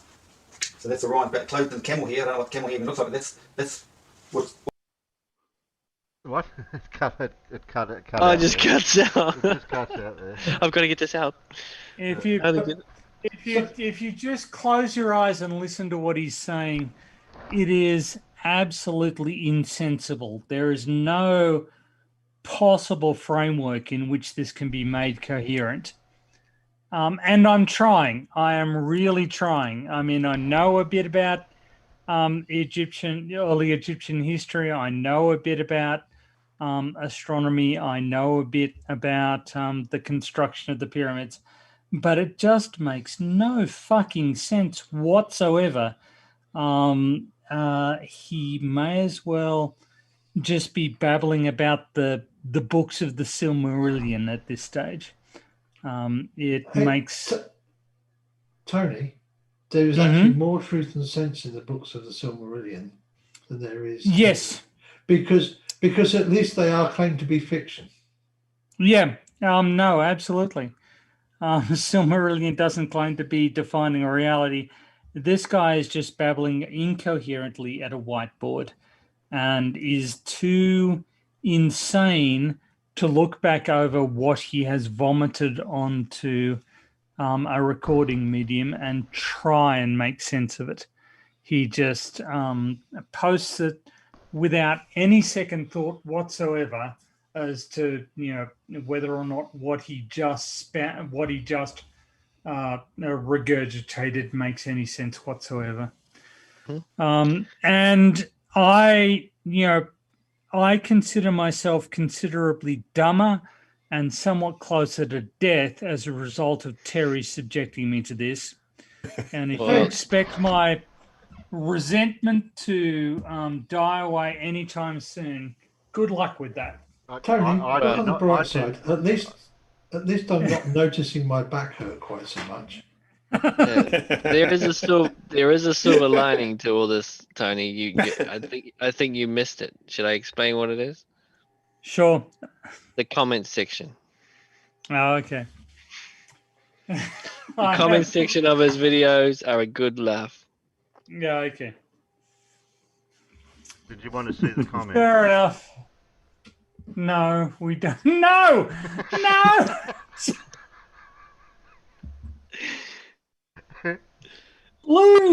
Blue, help me!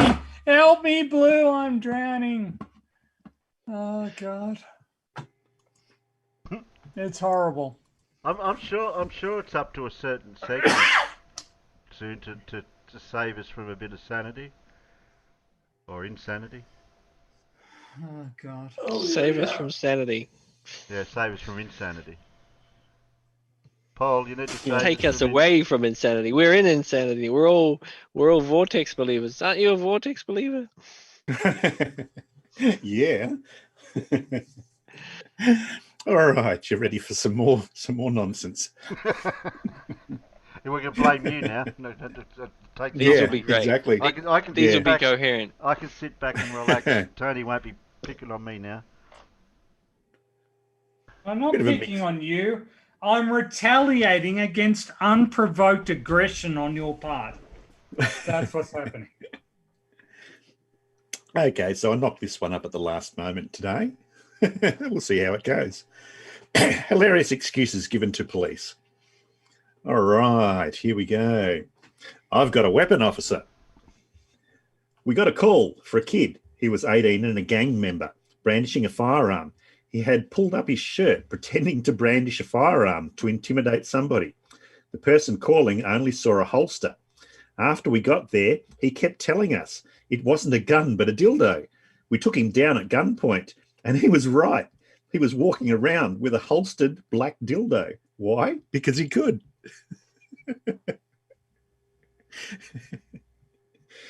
Oh, dear.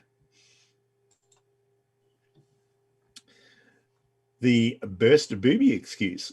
My dad is an officer and he pulled someone over for speeding and running a red light, and they said that their breast implant had burst. He called the emergency service to rush them to the hospital, and it turned out that it did, and it's actually very dangerous if they break. So there you go. You can die of shock as a result of silicon implants bursting. Yeah. Well, it causes silicosis too. Mm-hmm. Hang on a tick. Pulled a guy over who was speeding profusely. Guy was obviously dishevelled. He said he was headed to the hospital because he had a tick on his penis.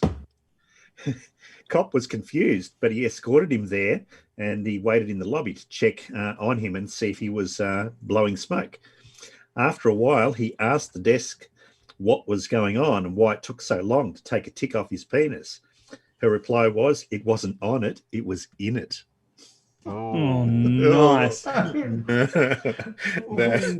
that brings tears to your eyes.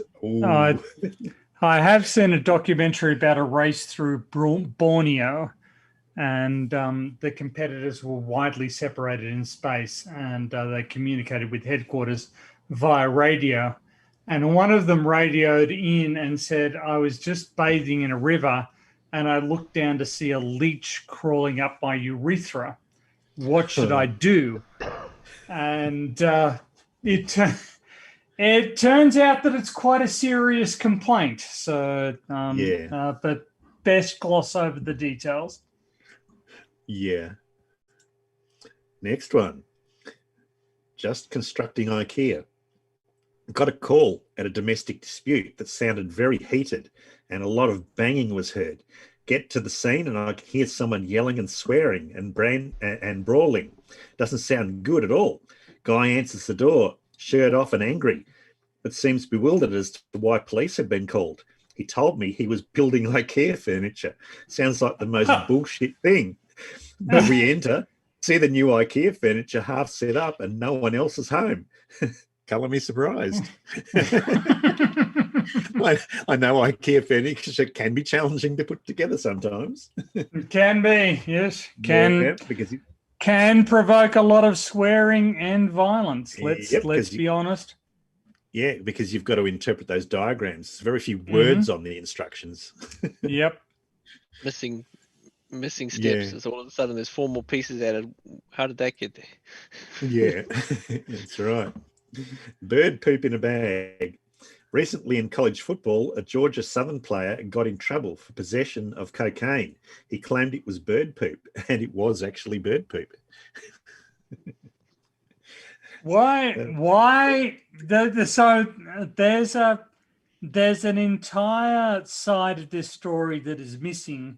Exactly. Why is the Georgia football players carrying around a plastic bag full of bird poop?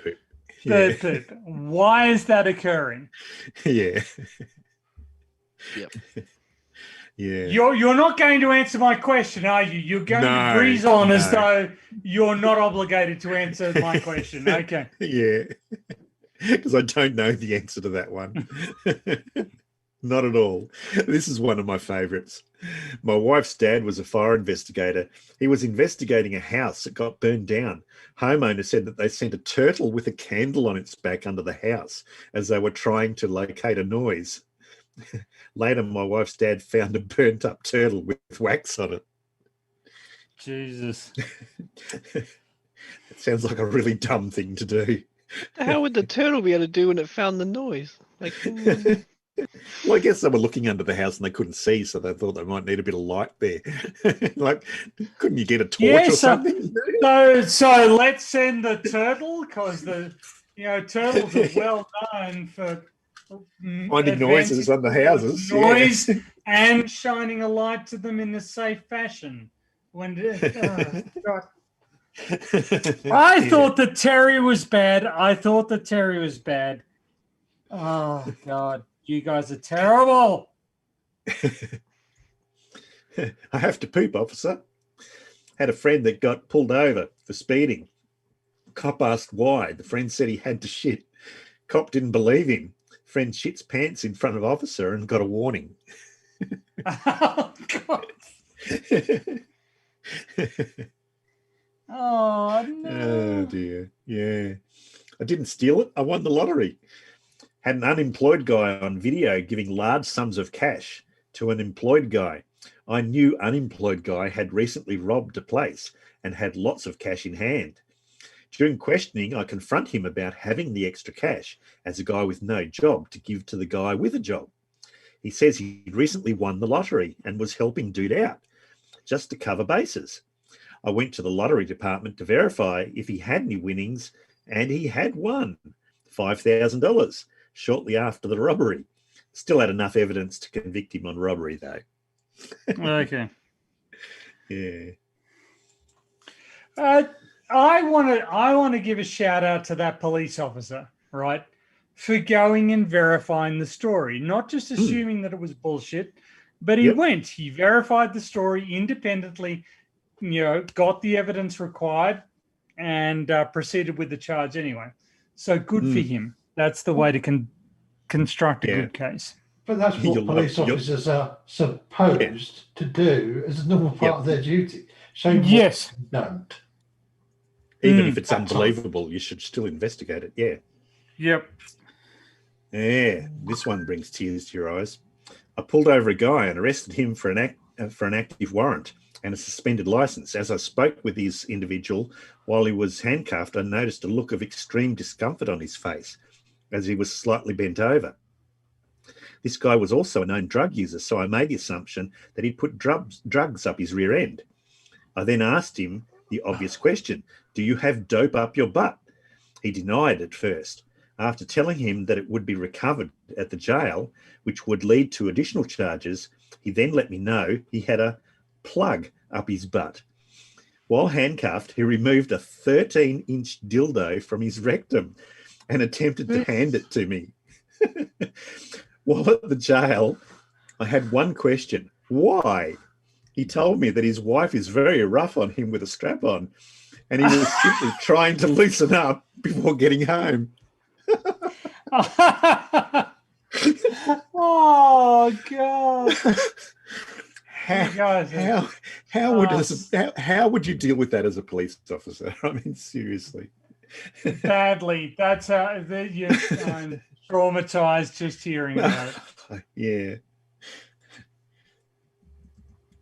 Hi on Dead Cat. I had a heroin addict who I arrested for a warrant. While searching her purse, I found a small container with a greyish-brown substance in it, consistent with heroin.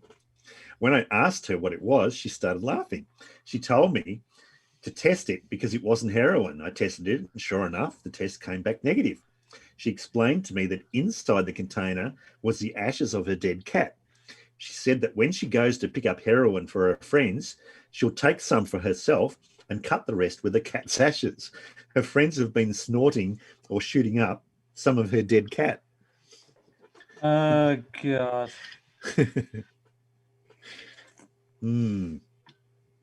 Deal bags of peanuts. Many years ago, I was on a ride along with my cop father when he and another officer had to conduct a felony stop on a vehicle that came back reported stolen. While frisking one of the vehicle's occupants, he discovered a little baggie containing a pale, crystalline-looking substance. The kid's story was that his mother gave him these baggies of crushed peanuts because he liked to eat them on his oranges. I don't know about the mum, but he wasn't lying about the substance being peanuts. I've never heard of that, putting peanuts on oranges. Neither have I, actually. No. Whatever floats your boat. Yeah, no law against it one day, but I'll try it one day, but I don't think it'll give me a thrill. I can think of nuts I'd rather eat with an orange. Yeah. I'm very fond of cashews. I'm very fond of cashews. That's all I wanted to say. Though technically, cashews aren't a nut; they're a seed. No, and they're very poisonous before they're cooked. They've got to be roasted. They have to be roasted, or they're poisonous. Very well. Yep, you can't. That's why you can't buy raw cashews. Exactly. Yes. Yep. I got a call of a domestic violence argument in progress. Arrived with backup and stage. We hear a male yelling and crying at his wife. He refuses to answer the door, so we kick it in. We clear the house and find him in bed. The wife is nowhere to be seen. He is still all worked up and crying. We finally get him to focus on us and ask where his wife went. He pulls back the covers and shows us her urn. He just brought her home from the crematorium. Well, I guess anything the situation can't get any worse from her perspective. Realistically, at this point, he has hurt her as much as he is ever going to. From here on out, smooth sailing. She thought that dying would get her out of the argument, but apparently not. Apparently not. Can't hear you, officer. My cousin was a cop who pulled someone over speeding at night. He's got his flashlight out for visibility. Starts the standard traffic stop routine. Guy isn't cooperating at all, not being an arsehole, just not cooperating. Cousin asks him again for papers. Guy points to the side of his own head and just whatever. Cousin yells louder. Guy remains one-faced, stone-faced, and keeps up the routine, refusing to even show the license, registration, insurance. This goes on until it became like a sovereign citizen stop. Cousin grabs him by the lapel and pulls him out through the window and tosses him up on the car. Then the guy finally decides it's time to say, I'm deaf. In the whoopiest deaf guy voice imaginable, turns out he wasn't just mocking my cousin, he was pointing to his ear and shrugging to say, I can't hear you. Deaf guy explains he reads lips, but the flashlight was blinding him. Cousin verifies this somehow, license restriction or whatever, and the guy was in fact deaf. Cousin felt like a massive dick and basically just dusted the guy off and sent him on his way with an apology and told him to slow down. Like, yeah, you have to, like, you've offended and insulted this guy and beaten him up for something that he wasn't really doing wrong, but you tell him to slow down. You got to have the last word as a cop, hey? Waiting for a friend. I went to a burglary a couple of years ago at about 1 a.m. Found this guy about half a mile up the road hanging around. So I asked what he's up to. He was quite shifty and vague and just said the classic waiting for a friend line. I told him I didn't believe him. Unless he told me why he was really there, I would nick him for the burglary. He eventually pulled out his phone with a swingers app on it. Turns out that they only give you the postcode for the party and you have to contact the host for the exact address once you're nearby. He was waiting for the host to get back to him so he could go and join in the party.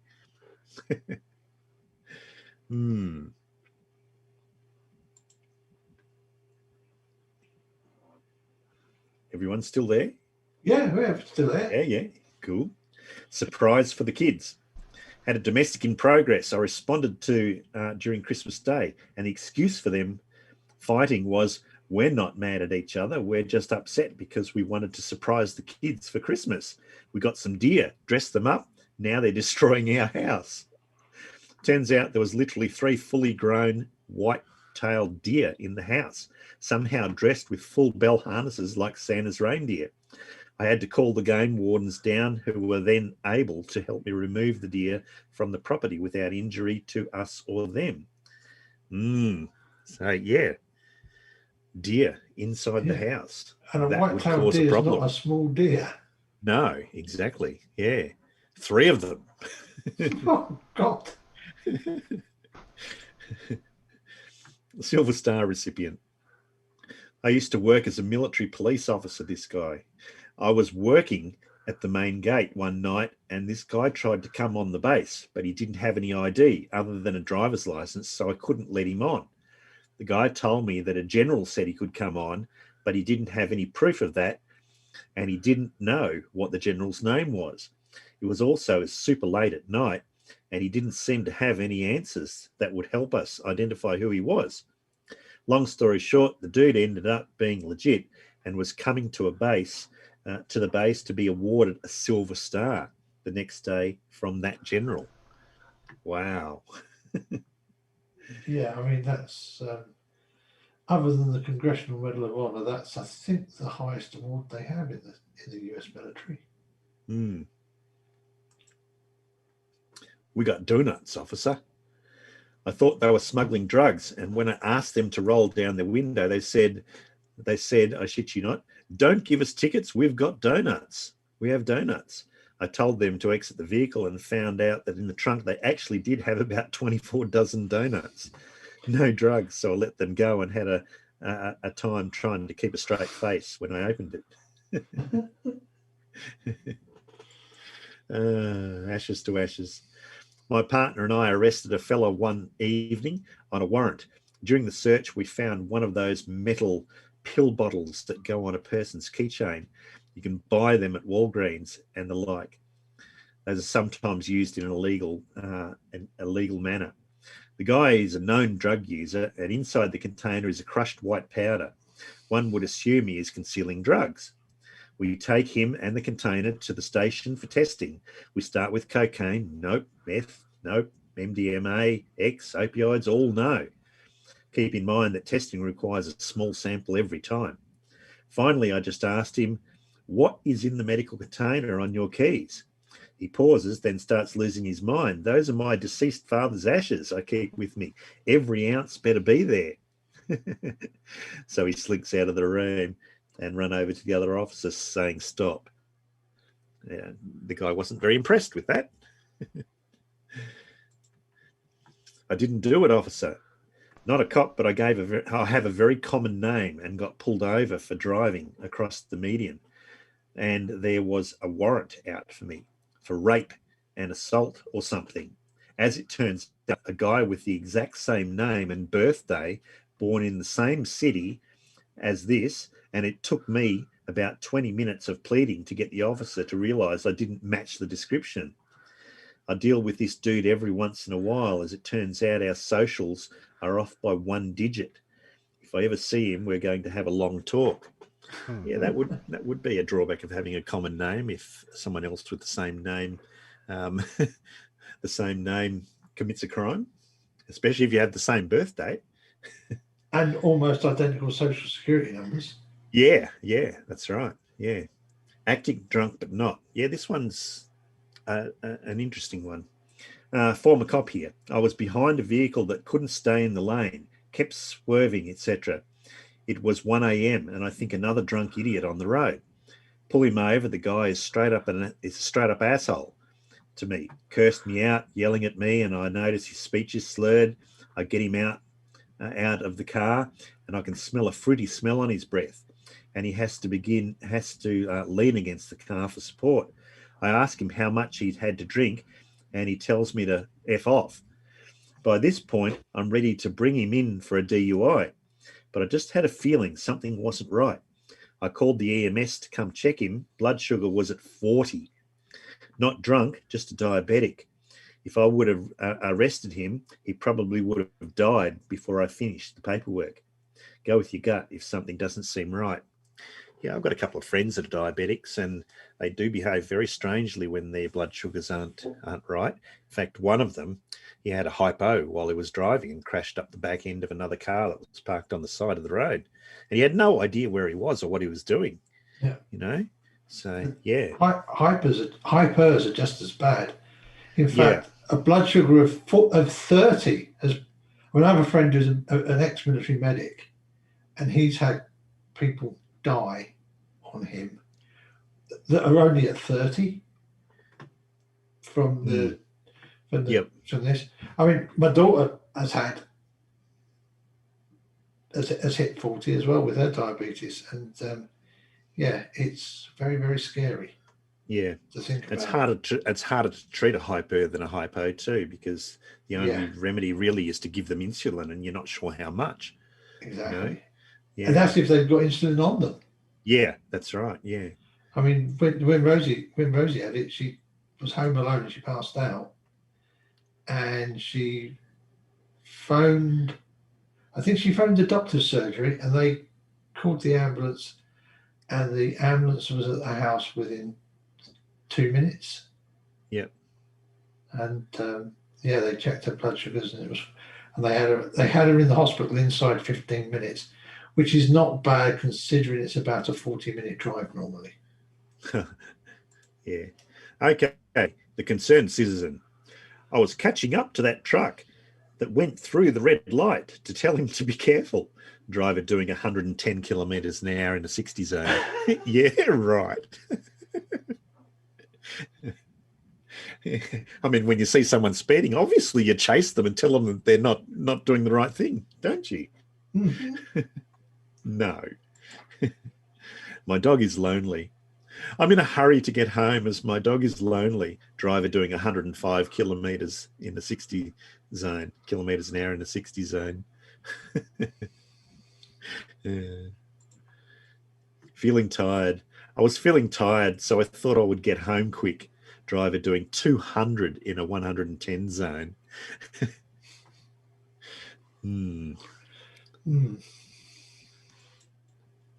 Hurry up, officer. You're lucky you caught me. I'm late, so can you hurry up? I don't think that's the best way to avoid getting a ticket. I'm pretty sure that the officer's not going to be happy when you say that.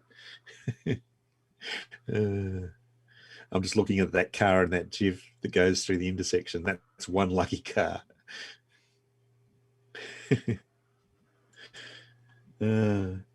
Feeling elated. Ferrari driver caught clocking more than 100 kilometres an hour over the limit in Sydney's eastern suburbs over the 2018 Christmas period. Later told the court he had just proposed to his girlfriend and was feeling temporarily elated.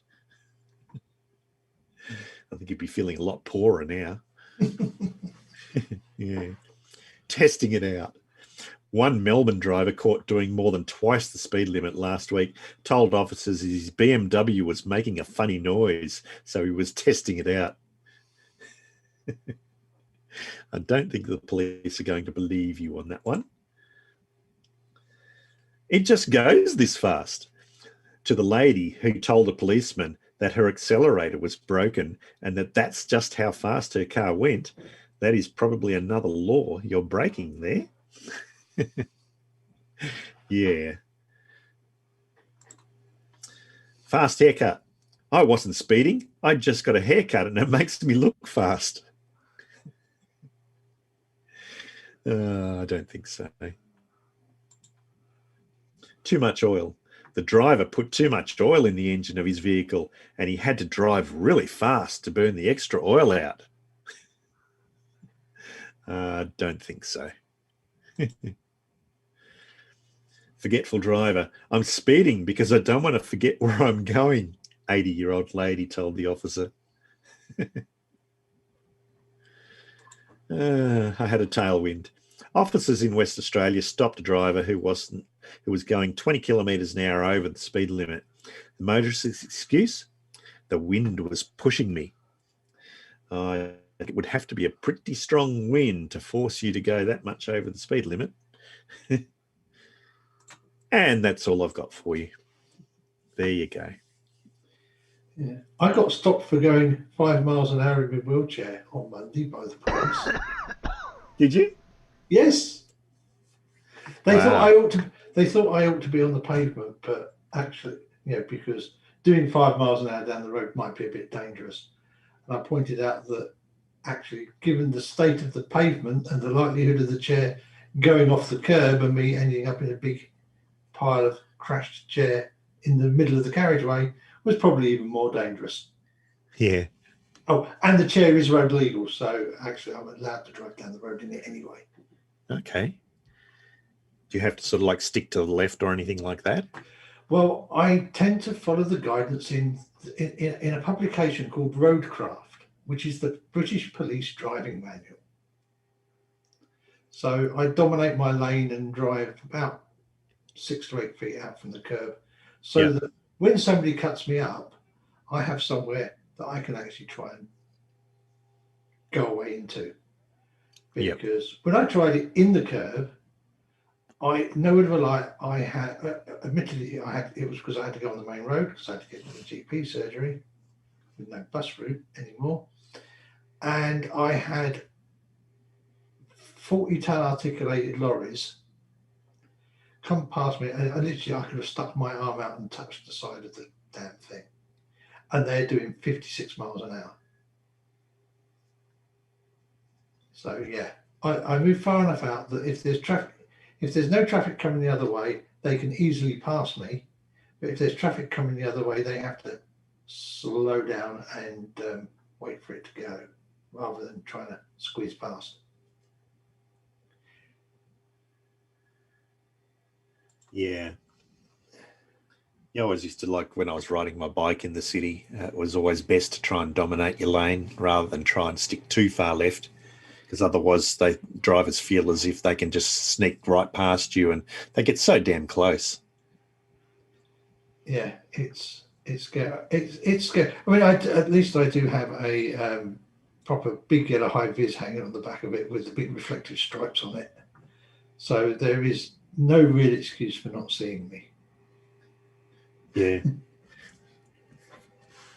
Yeah, John. Actually, John Stock says, yeah, actually, in the wheelchair, doing donuts is easy because it uses differential rear wheel power to steer the thing, so you can go kind of round and round in circles quite easily.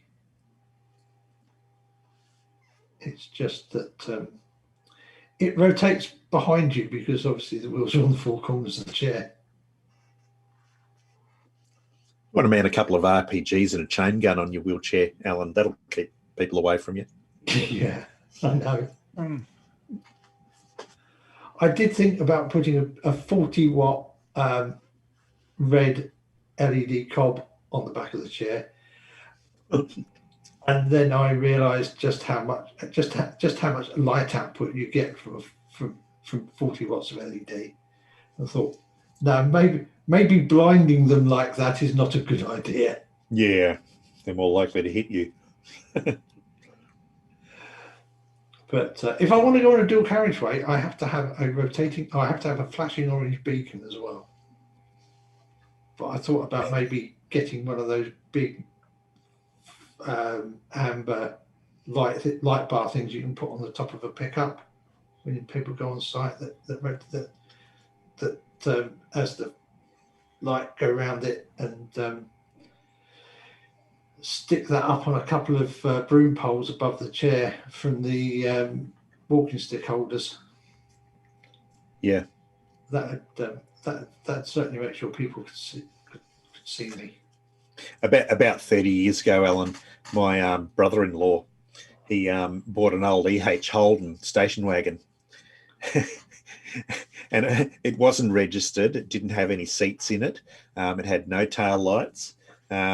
So he had one of those old plastic orange curved school chairs. Yeah. That he just sat in the floor pan. He was using that as the driver's seat.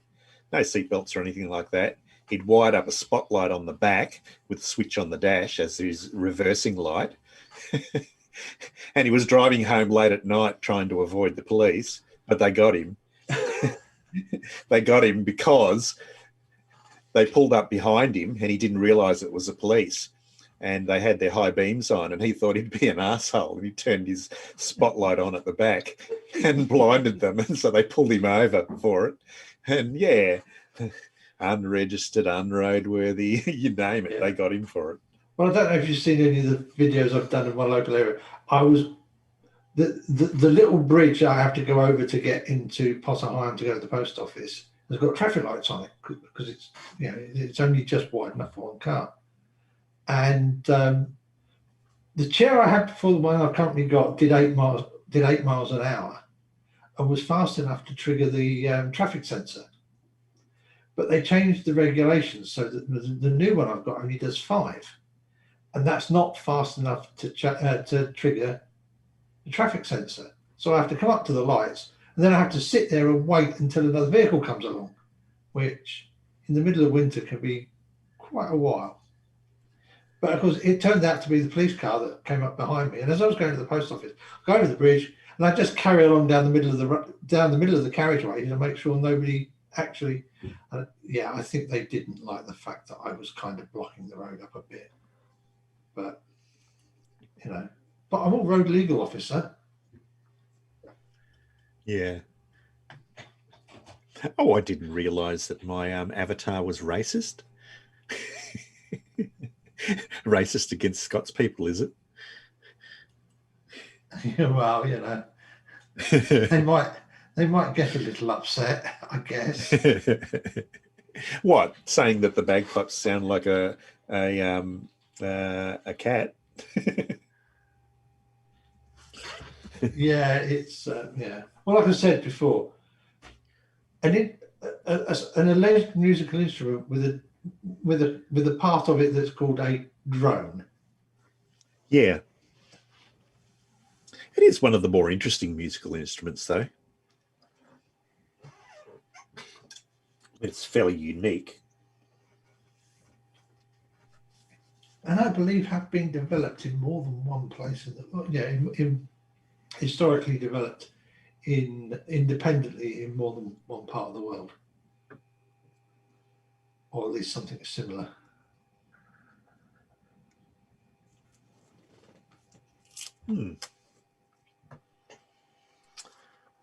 All right. Has Terry gone to sleep? Don't know. Maybe. No, was I muted? That's what it was. I was reading out Dartman's BBC News. World War II bomb explodes during an attempt to defuse it. I did hear about where they found that. I can't remember where it was though, where they found it. Hey, just let my phone boot up, and I shall quickly check the BBC News website because it's on my phone. Yeah, I did hear about that.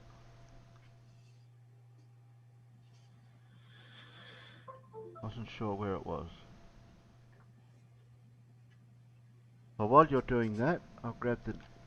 I've got a new Aussie flat earther come into it that Craig's was debating. He seems a bit.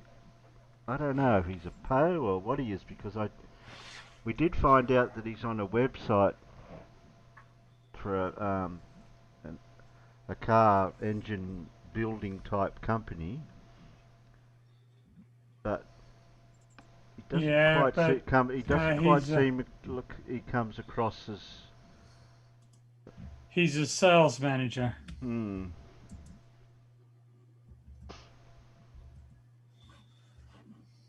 And basically, he doesn't. You can tell that he's an idiot because he talks in imperial units. Yeah, I don't know why an Australian would be using imperial for. I don't know, but seems like a complete and utter waste of time as far as I'm concerned. Keep saying nothing about a bomb on BBC website. This was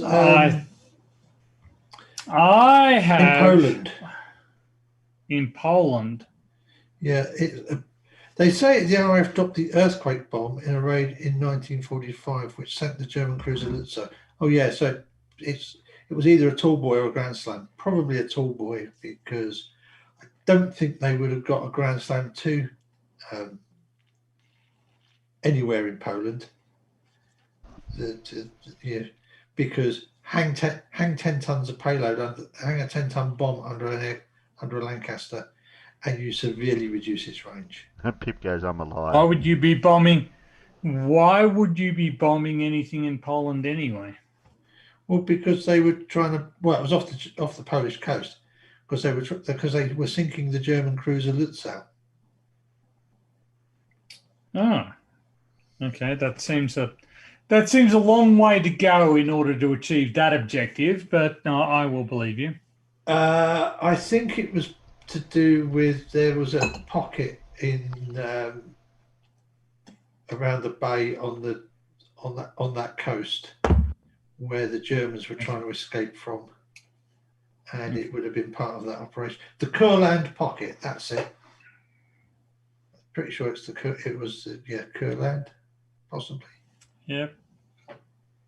Yeah, it probably was a tall boy demon orb because, like I say, you wouldn't get a Grand Slam to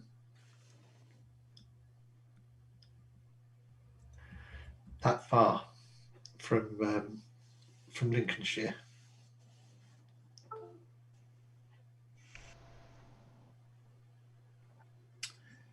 I do have an archaeology quiz. Really? Interesting. Yes. Interesting. Mm.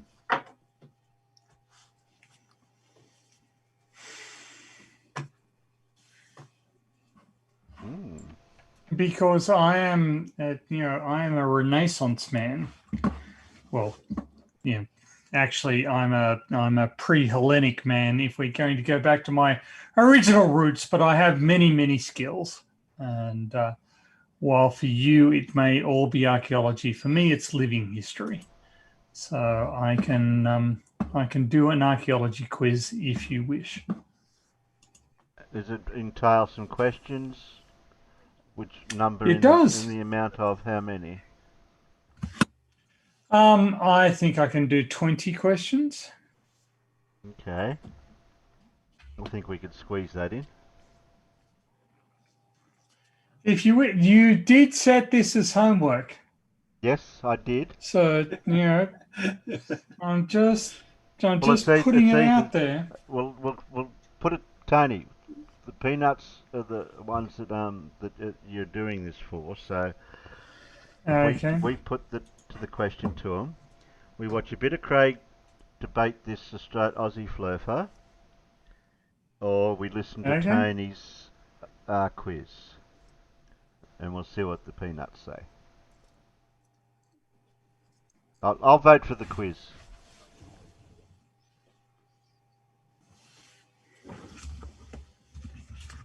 I do have a video with Mage, with Mr. Sensibles doing that high altitude balloon camera thing.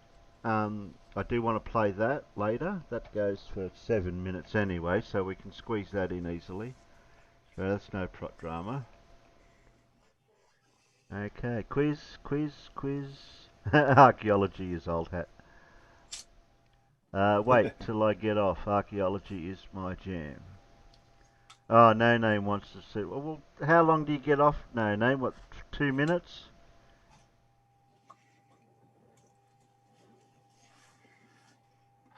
Can't wait. What time is it? Don't know. I can see what time you shift there. Oh, actually, yeah, you'll be nearly finishing work soon, but we can't wait. Oh, it's just an update on Mage. Oh, yeah, but he's building a new one. He's rebuilding it, so I like to keep track of it. 2 hours. We're going to wait 2 hours, Tony, for No Name. Yeah, right. Nice. Nice work, No Name. Yeah. No, that isn't going to happen. No, I do not think so. Do you present, or are you just going to read it out? I am just going to read it out, but I can present. I mean, if you want me to present, I guess I can try. Well, if it's visually appealing for a written question without the answer, that would look up. Okay. Well, I can. Not just read it out. That's all right. Well, I can do it. I can do that. Let me just. Because you are very clever, Tony. You know that. I always say that. You always say that, except when you're saying that I'm a fucking idiot. So No, I would never say that. I would never say the F word. Yeah. Okay. Well, that's very nice of you. Terry, remember, people have confused Tony with Daniel Pratt.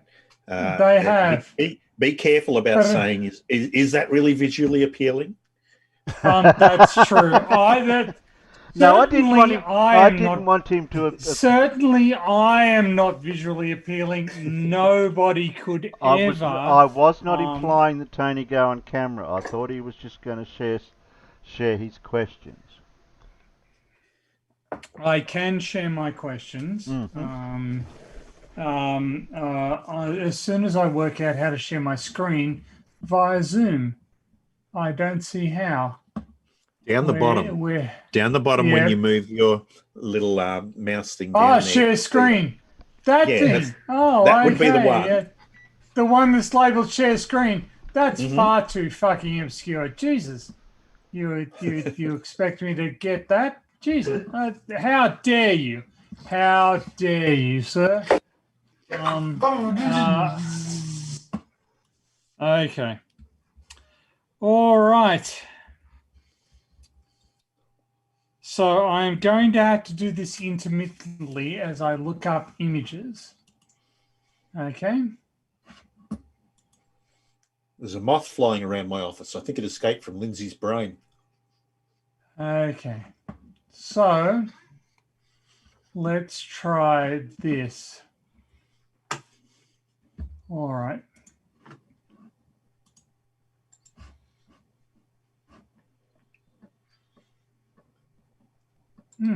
That is, there it is.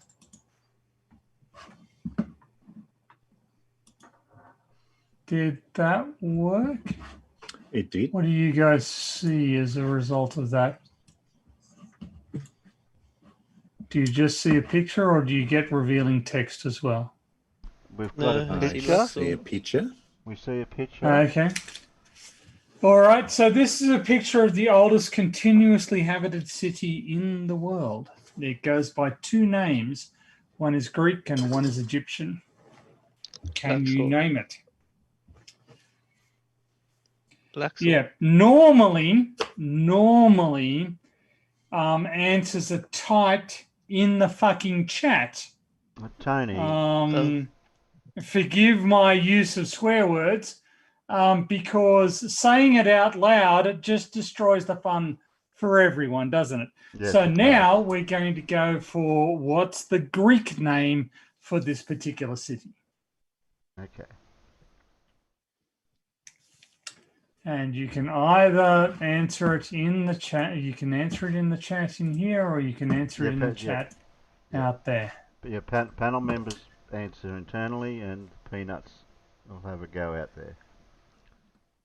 So, but feel free to screw things up for everybody if you wish. I mean, No. why the hell would I care? I know somebody has done that. Okay.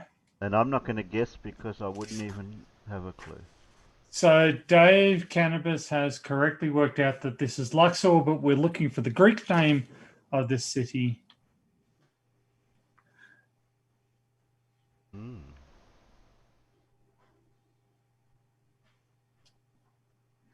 Luxor is the correct word.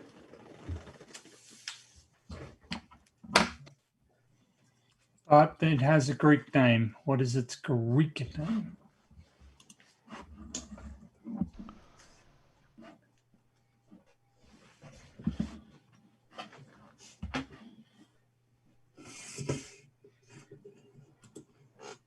Okay.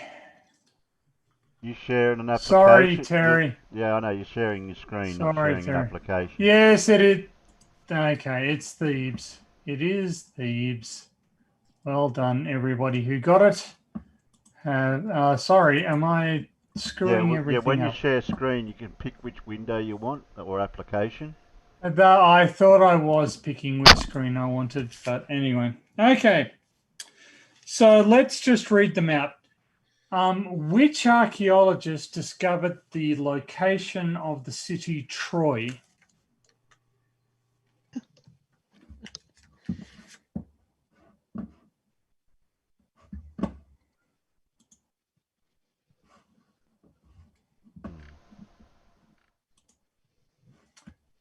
Archaeologists. Not just on here, any archaeologists. Okay. If you know any archaeologists, you should kind of know this guy's name. He's one of the most infamous to some extent.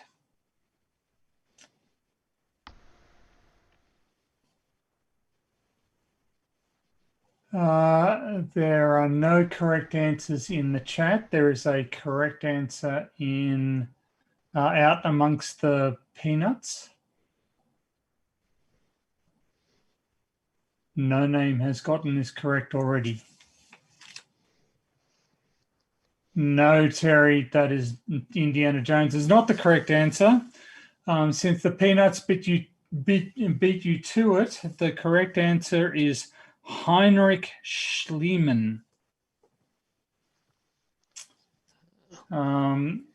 Famous because he and Pip got it as well. He is rather infamous because he dug a filthy great trench right through the middle of the site and gave all of the gold jewelry to his wife. Okay. Okay. Who were the earliest urbanized settlers in Mesoamerica?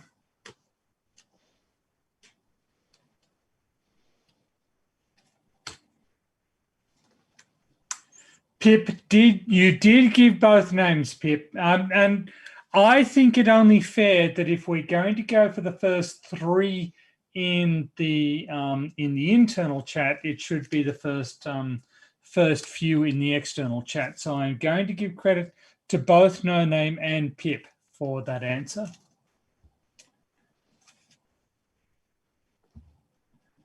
Alan has a no. There are no correct answers so far in either the internal or the external chat. Mesoamerica, which means Mexico. We're looking at the Mexico region. We're looking for something before the Mayans. Dave Cannabis has already guessed the Mayans. The Aztecs actually post-date the Mayans, so no. All right. We have a correct answer in the Peanuts. Are we going to get a correct answer in the internal? Thanks God it's flat. You wanted to sacrifice me to them. I did, but my conspiracy has been caught in the too early.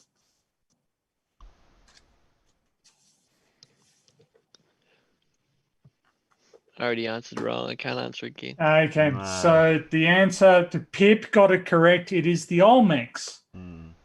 The Olmecs are the correct answer to that question. Having settled in Mexico, having established sophisticated societies involving large sculpted heads as a territorial marker. Yep. The ducks, Yep. And by about 2500 BC. Okay. There are two broad phases of Celtic culture in Europe. Can you name either of them? They're both named after sites from northern Central Europe. So they're both named after individual locations.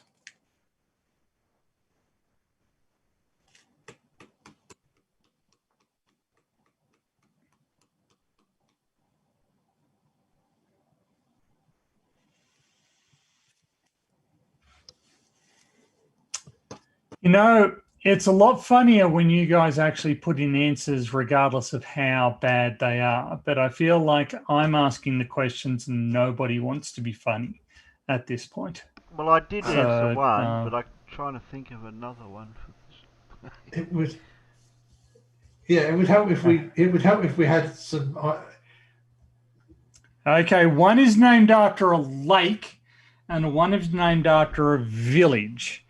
The village name is shares the name of the village derives is derived from what was mined in that village. Pip has a correct answer.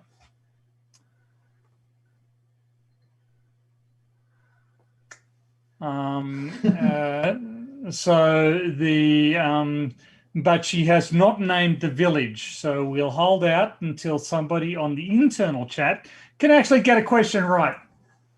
No, Loch Ness is not a correct answer. I don't know where you're getting that from. Loch Ness is not a correct answer. God damn it. It's a lake. Yeah. Yes, it might be. Okay, Latine. Lake Latine. That's the lake version. What's the name of the village? I'll give you a hint. It's named after salt. There was a salt mine there, and it's associated with an early phase of Celtic archaeology. I'm getting the distinct impression that you guys don't know anything about archaeology. I think you might have the right idea there, mate.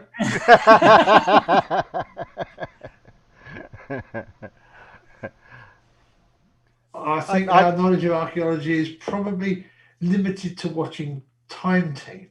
Yes. Or Indiana Jones. Okay. Movies. So Lake Latine, which Pip correctly identified as the later of the two phases. The earlier phase is actually the Hallstatt phase. No Name got that. Did No Name get that? Yes, a couple of things down from Pip's. Pip, Olmec, Latine, yep. No Name. Hallstatt, yep. Yes. No Name did get that. Yes. So No Name and Pip, they're doing well, actually. You guys in the internal chat, not so much. Okay. How many thousand years ago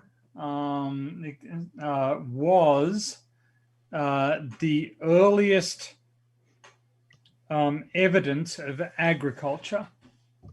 Oh. Ooh. I'm going to go that many. And for a bonus point, where was it? Oh.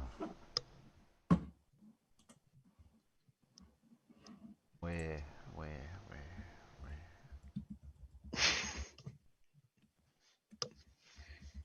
I know we did this, but I can't remember.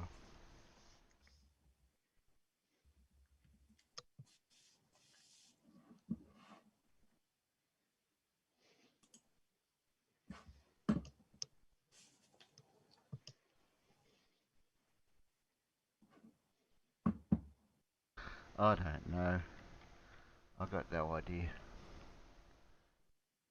I think No Name's probably got the answer spot on there, looking at the detail he has in it.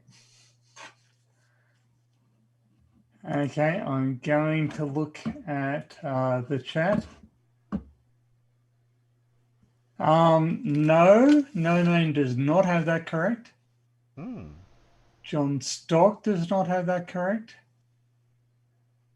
You have the general region correct. Thank you, No Name, for destroying one of the later questions. I am very grateful. I was going to ask about cattle, Hayuk, but you can bring it up earlier. Yep.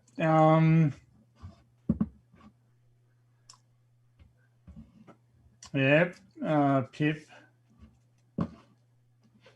Okay. So no, and feel free to destroy all of the questions about early Turkish civilization there. No Name, just keep on going. You're going to blow this quiz out of the water. No. Well, only you knew those questions were coming up, so. Yes, only I knew those questions coming up. So you didn't have to expose that. Okay. Yeah. That's what I thought. That's what I thought it was. I thought it was Turkey. 14,000 years Turkey. That's what I said. Okay. What is the answer? So the answer is the Sea of Galilee.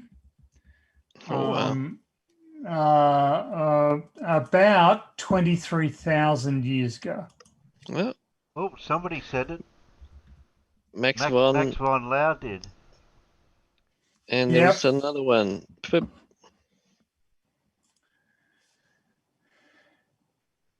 I thought just guessing the year would be good enough. So it's I am going to give points to No Name and Pip Barrett again, and Max von Laue for 23,000 years ago, because that is spot on. Yes, well done. Yes, at the Sea of Galilee, they found evidence of weeds that have they think that they interpret as being associated with agriculture. Okay, to the nearest 1,000 years, can you tell me the earliest evidence, when the earliest evidence for human habitation in Australia occurs? I don't know. I'm just going to guess. That's just a guess.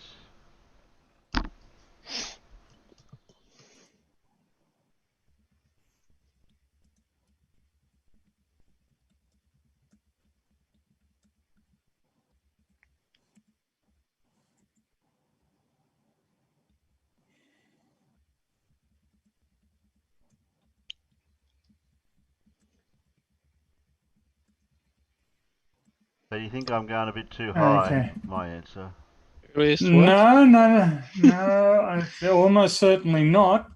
Okay. How are you? What have you? Oh, yeah, Terry, that is a bit too high. Max van Laue is more in the ballpark, but not. John Stock and John Brainery says must be after the flood. Yes. Yes. Okay. So I can give the point to nobody in the internal chat, but I can give points to Dave Cannabis and John Rapp and No Name in the external chat. Dating of pigmentation in cave paintings provides the earliest datable evidence for human habitation in Australia at 55,000 years ago. Okay, we're going to go towards more of the science side of things now. Okay. Okay, name 2 dating techniques that are valid for intervals between 2,000 and 50,000 years ago. 2. You have to name 2 different dating techniques that are available that are suitable for both. Oh, okay. I don't know. I only know one. You want to know one? Oh. Okay. Yep. We already have a correct answer. Come on, that's a bit. Yeah, Terry, you're also correct, though that last one doesn't count. Carbon dating is a form of radiometric dating. I'm sure I destroyed the quiz for Dave Cannabis. Carbon and another one. Yay! Nice work. Nice work, Dave. That is technically a correct answer. Yes. So. Hey, Sheepy, I didn't copy off you. Or Alan. I know. Yeah, I guess. Still waiting. Okay, so we. How are you going out there in the peanuts? Can you come up with something else other than Pip has come up with stratigraphy, which is not really a dating technique. It's a relative dating technique, but I want something a little more absolute in terms of.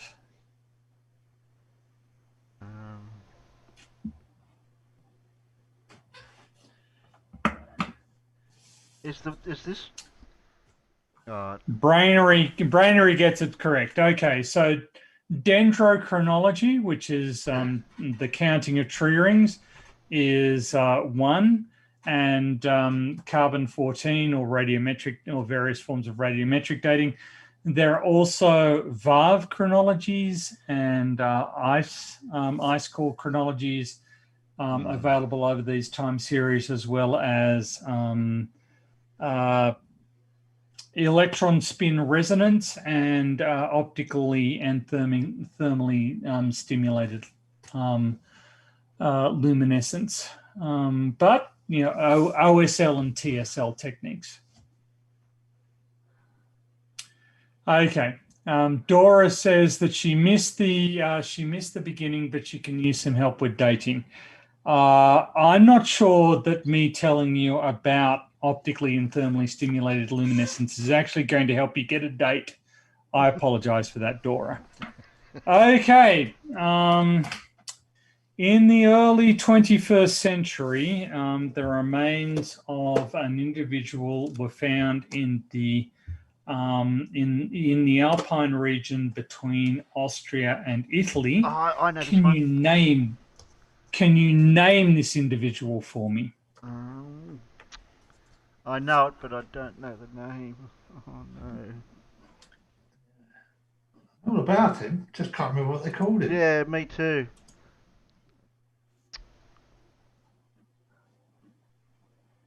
I can even tell you what they found.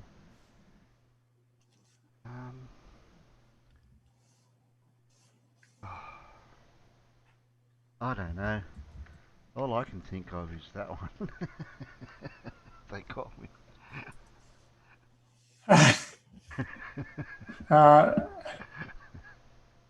John Deep. Yeah, nice. Nice guess. And No Name has the correct answer. Yes. And Pip, only a moment beside, only a moment behind. Okay. So those two are going neck and neck, I have to say. Pip and No Name are absolutely thrashing this quiz, as opposed to the people in the internal chat. Oh yes, okay. Well, Max von Lowing, yes, that's correct. Okay, so Ozzie, the is the name of the preserved corpse. Interestingly enough, when they first found him, he was so well preserved that the police were summoned to investigate his the discovery of a body in case there was foul play involved. Brainery also got it, and also with the umlaut. Well done. Next question. Can you name for me a North American culture, that lived in brick buildings constructed in cliff faces?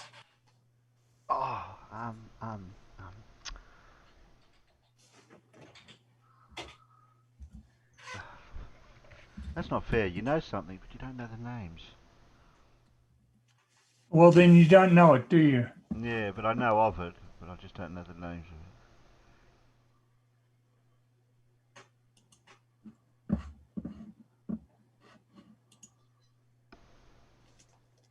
Alan, that is incorrect. No.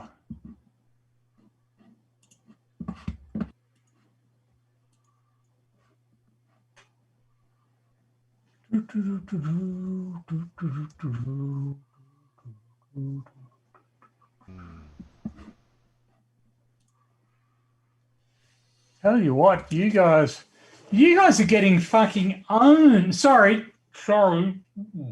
You guys are getting owned by the people, by the peanuts. Yeah, actually, today you guys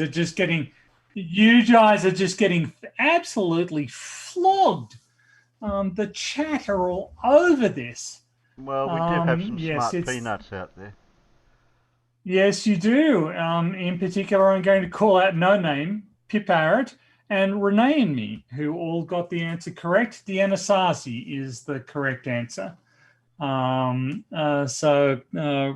done, those guys. I'm just going to bring it.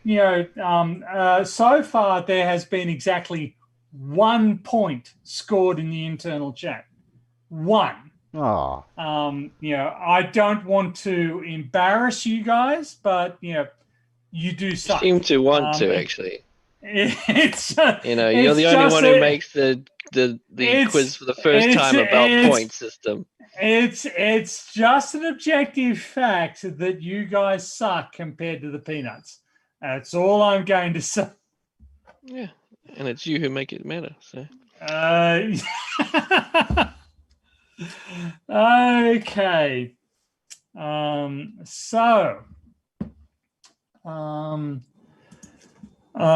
What I want to know now, there are 2 phases of Japanese civilization that occur before the Common Era. Can you name either of them?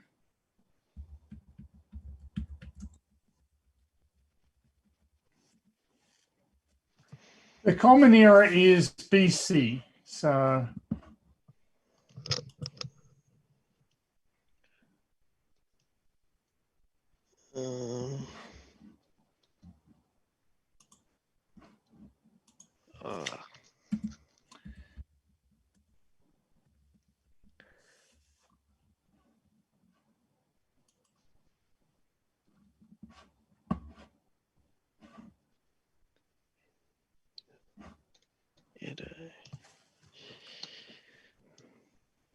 And I do wish to specify, Paleolithic will not cut it. There are 2 very specific cultures that exist. You can Kamakura is actually post-Common Era.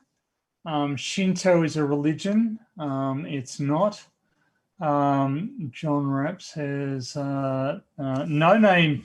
You are. It does seem to be in your wheelhouse, mate. You are doing quite well. How about the chaps? Edo period. Yes, the Edo period was post 1600 Common Era, so that isn't going to cut it. We're looking for before Christ. So there are 2 broad periods. Ainu are a survival of this period, yes, but they're a cultural identity.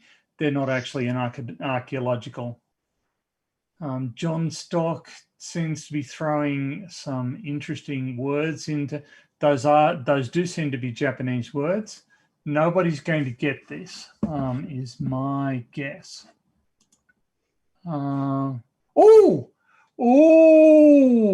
Max von Lauer gets the first point. Oh my word! Yes. Though the Heian period is wrong, your other guess is correct. So there you are. Is that Paul? Yeah. Are you? Yep. Okay. So the Jomon period, yes, that is correct. Jomon. Yeah. Jomon.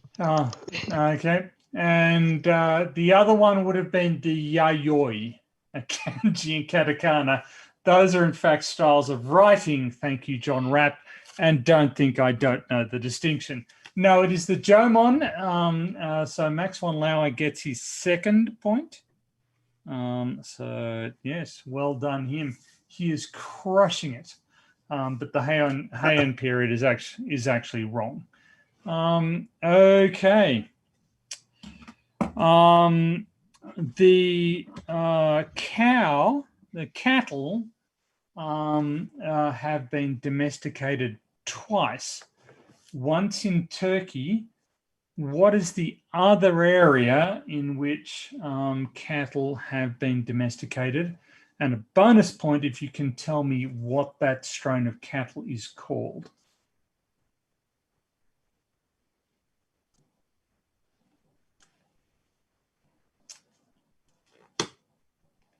No correct guesses yet. Brainery, that is way off. Well, in a sense, it's way off. You're off No name is also incorrect. No, the aurochs was never. Oh God. Well.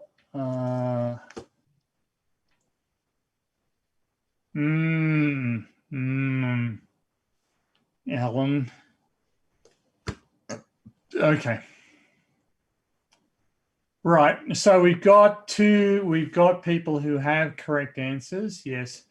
So the answer is the zebu cattle, the humped cattle from Africa, from sub-Saharan Africa.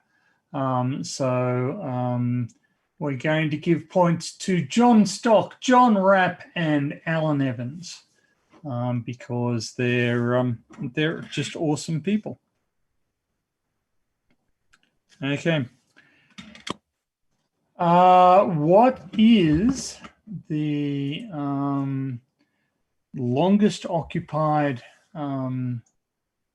where is, sorry, the longest occupied settlement in the United Kingdom?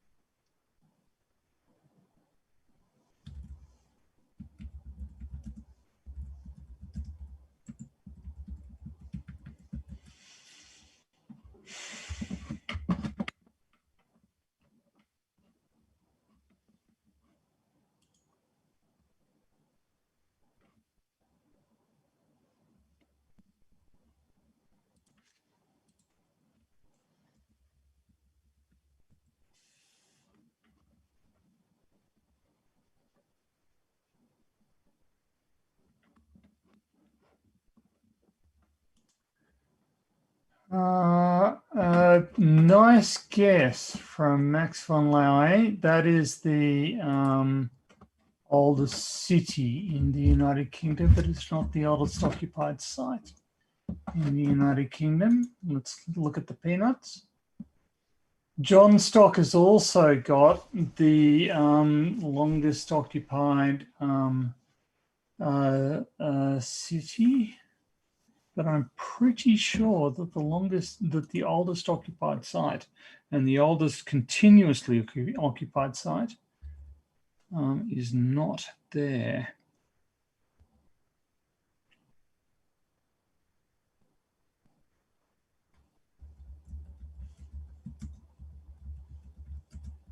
Would it be anywhere near my guess or? No. So it would also be one of the oldest occupied sites. Now, when I say the oldest continuously occupied sites, it was continuously occupied for a long, long time, and then it was subsequently abandoned. So that's what I mean. I don't mean that it is still occupied. Amesbury is the correct answer for somewhere that is currently occupied, and I'm going to award a point to the people who said Amesbury. That would be John Stock and Alan, right? No, I said Colchester. No, that'd be me. No, that'd be you, Paul. Yes, it was Amesbury. Okay. We've got a correct answer. We've got that. Yeah.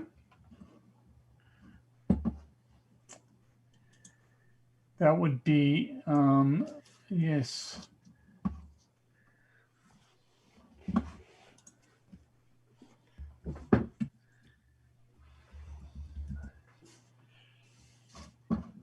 Are you talking about the oldest site in the UK that's known to have been occupied? Or yes, I am. Okay. I am Yes. talking about. Yep. In that case, that's the. It's. We're talking about up north, right? Well, is it Yorkshire or North Lincolnshire, right on the coast? No, we're talking about further north than even that. No, not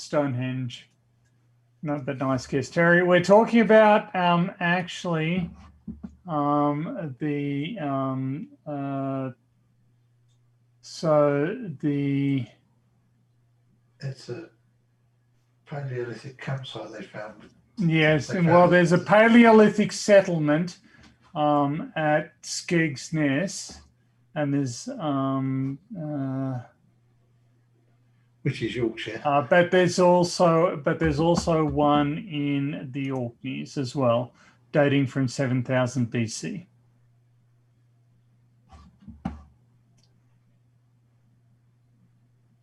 So I would have gone for the Orkneys.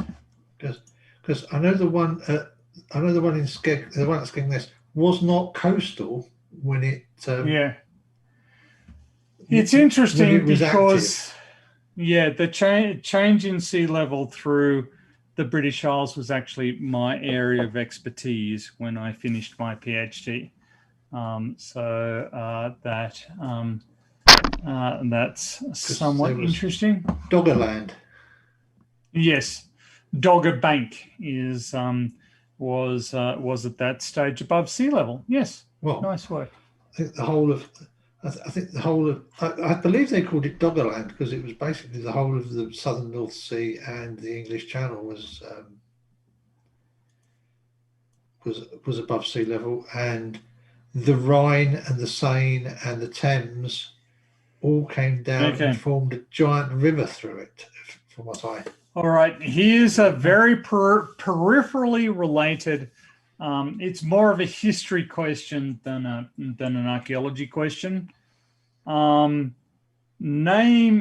is a king of Denmark whose name is enshrined in a piece of modern technology. Can you provide me the personal name of the individual involved? That you have the pseudonym by which he was known, correct, Alan? But can you name his personal name? Do you know what comes before that? I will give you a point for that, Alan. They're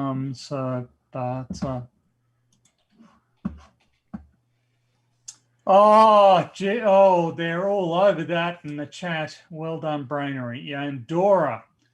Brainery and Dora. Yes, I am going to give both of you a point. Yes, the surname is Bluetooth, but his personal name was Harold.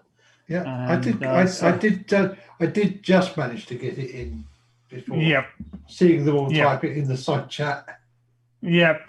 And so, yes. Okay. Although as usual, spelling is rubbish.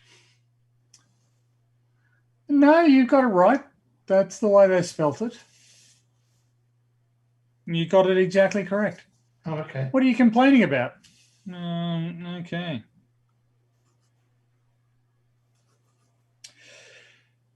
There were multiple Viking expeditions into England. What was the most common point at which they landed? Oh.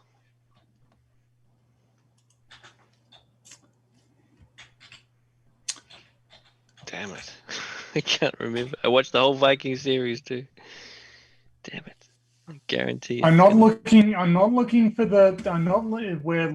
for we're not looking for the first place where they landed.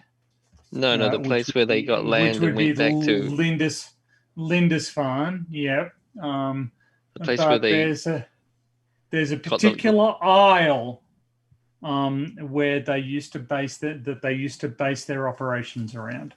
Is this yeah. Where they got their bit of land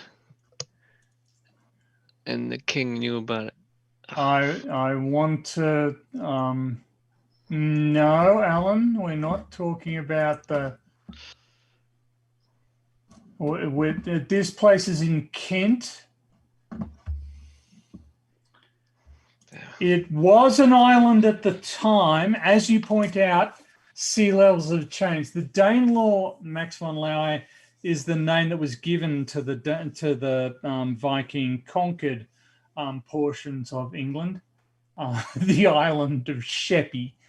Well guessed, Alan, but completely inaccurate. No, that is not the correct name. Anybody who has read 1066 and all that, we've already got correct answers. We've already got a correct answer in John Stock. Lindisfarne is not the correct answer, but we've already got a correct answer from the Peanuts. So give me a chance to swing back. No correct answers. No, Northumbria wasn't it. Thanet.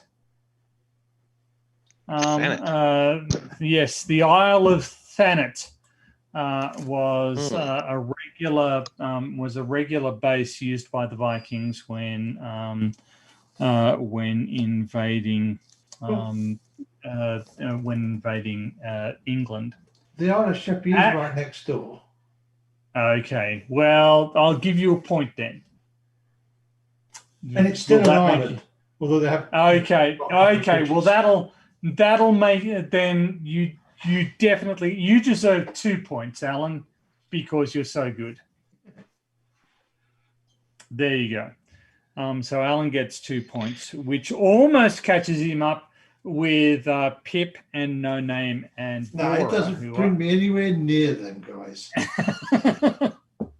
So, so everybody is aware of the Latin/Roman culture of the Italian peninsula. Can you name another native culture of the Italian peninsula?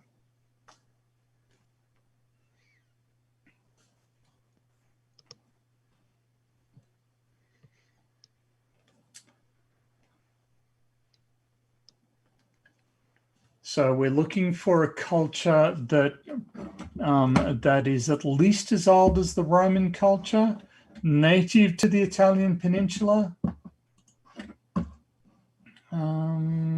It begins with E.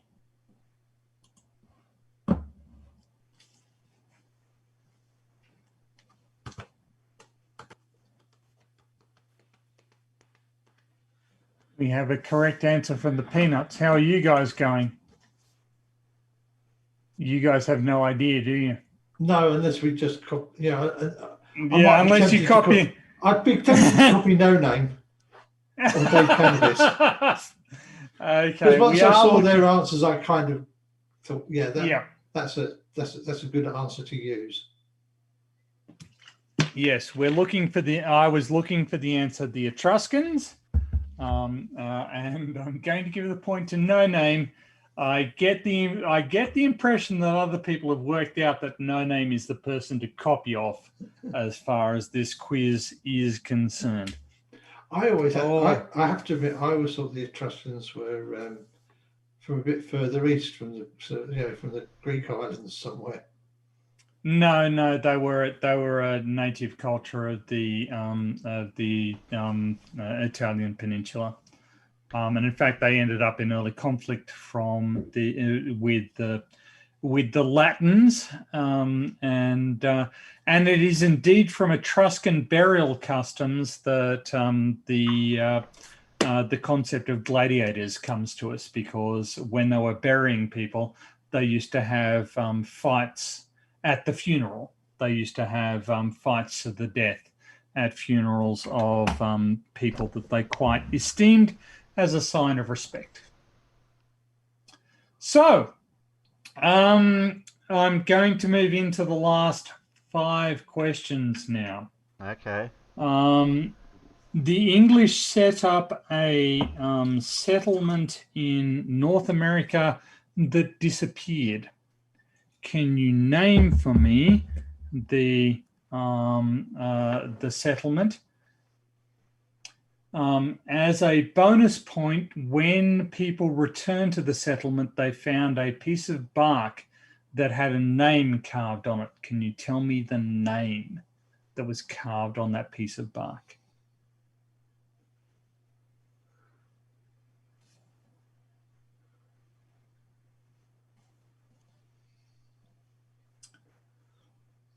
So far, this question seems to have stumped everyone, and I'm wondering if I have wandered off into the farther reaches of historical obscurity.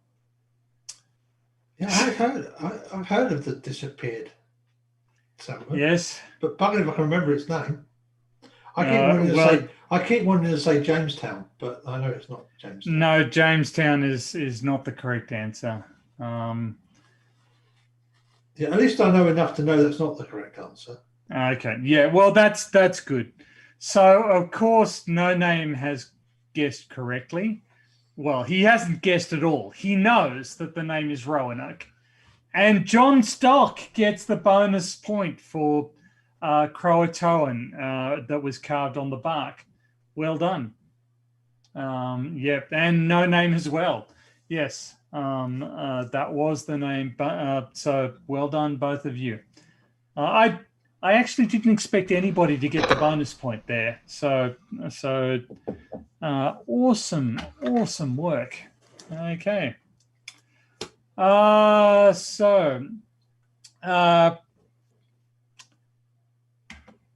Kublai Khan attempted an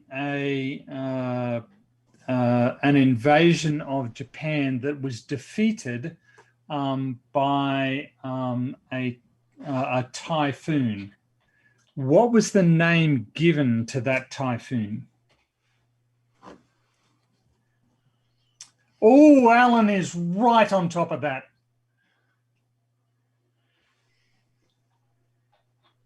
And in English it is. And Dave Cannabis as well. That's the kamikaze, which, yes, means divine wind. So kami means god or godling, and kaze means wind. So the bonus question is that having been defeated in his attempt to invade Japan, what other Southeast Asian nation did Kublai Khan attempt to invade? It also begins with J.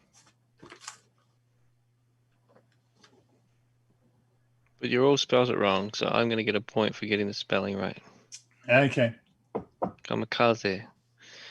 Yes, that is the correct spelling, but I'm not going to be a grammar Nazi. Well, I just teach something. Kazehiku means to pluck a cold. Yes, that's right. Yeah. Yep. その通りだ。はい、そうですね。日本語は上手ですね。こんにちは。日本語も喋られません。日本語も喋られる。そんなびっくりしないよ。I used to just. Well, I believe you. I believe you on the basis of that. We have two correct answers. Yes, Max Paul and John Rapp both correctly determined that it was Java. Yes, having been thwarted in his invasion of Japan, Kublai Khan then chose to invade Java with equal success. Turns out it's not easy to invade something that's far away.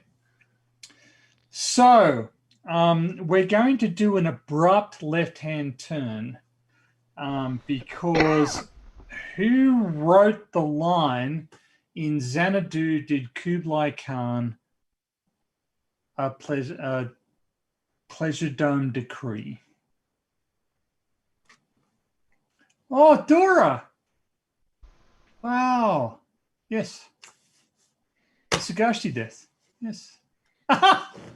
They had lots of Japanese speakers in the chat. Dora and only sheeple can't see. Wow.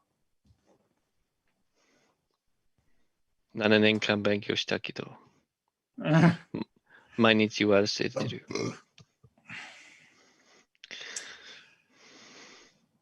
No name, that is incorrect. His first name, the first name of the individual we're talking about is Samuel.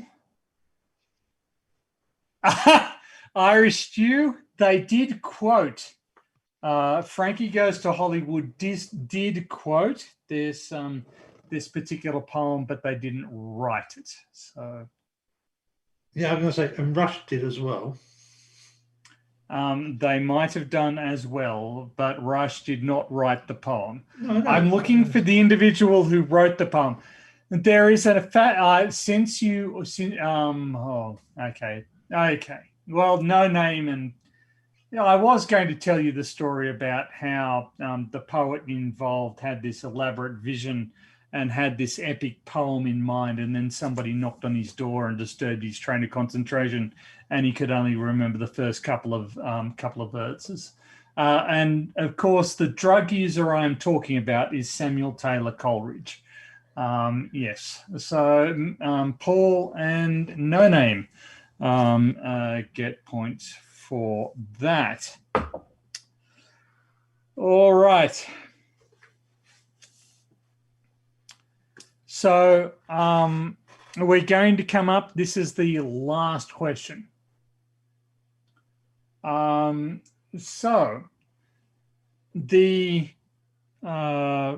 Christians in the Levant established a number of kingdoms. Can you name a kingdom other than the Kingdom of Jerusalem?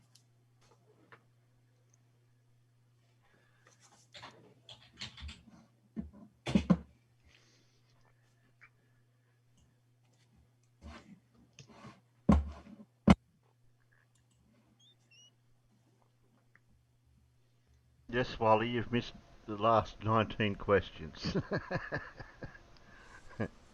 How is your history, Wally?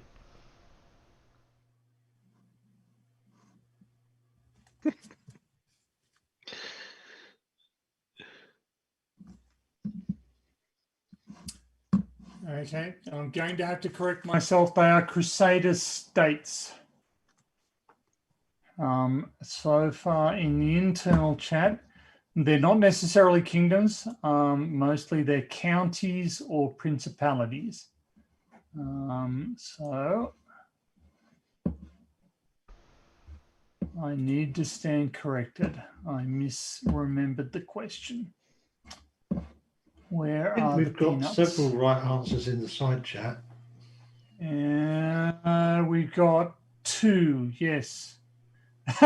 And they're both from No Name. So yes, no, John Stock. So the other Crusader states were Edessa, the county of Edessa, the Principality and the county of Tripoli, and the Principality of Antioch. Those were the 3 other Crusader states other than the Kingdom of Jerusalem. So there you go.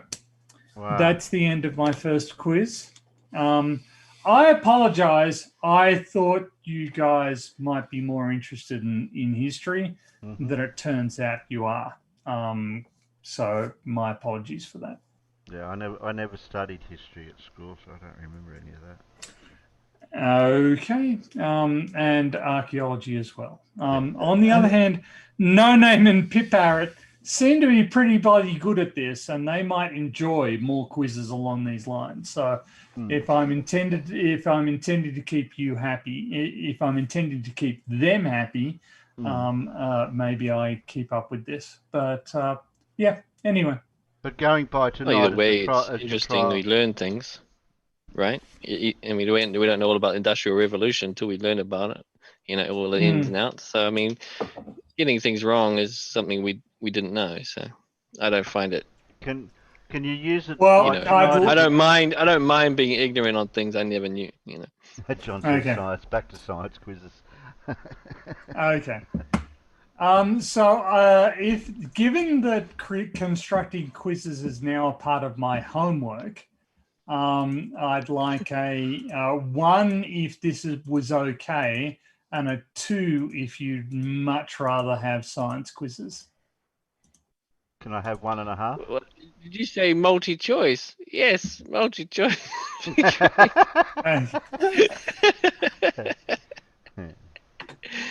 Well, you'll But sometimes you know the answer in some part of your, in some of your history, and when you see the option for it, you're like, oh, that must be what I'm, Yeah. So, you know what I mean? Yeah, So that's true.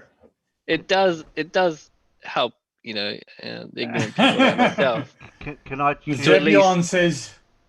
Zebulon says, do more history. I can just copy no name. There are a couple of 4s in the chat, which suggests that numeracy might be a potential quiz topic. No, 4's mine. 4's the number for the peanuts.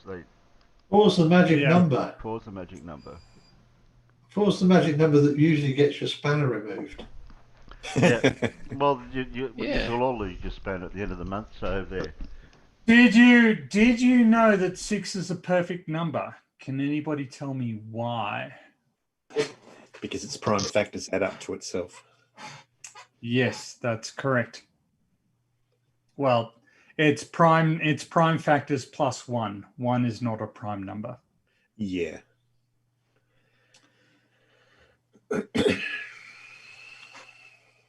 But Paul got that.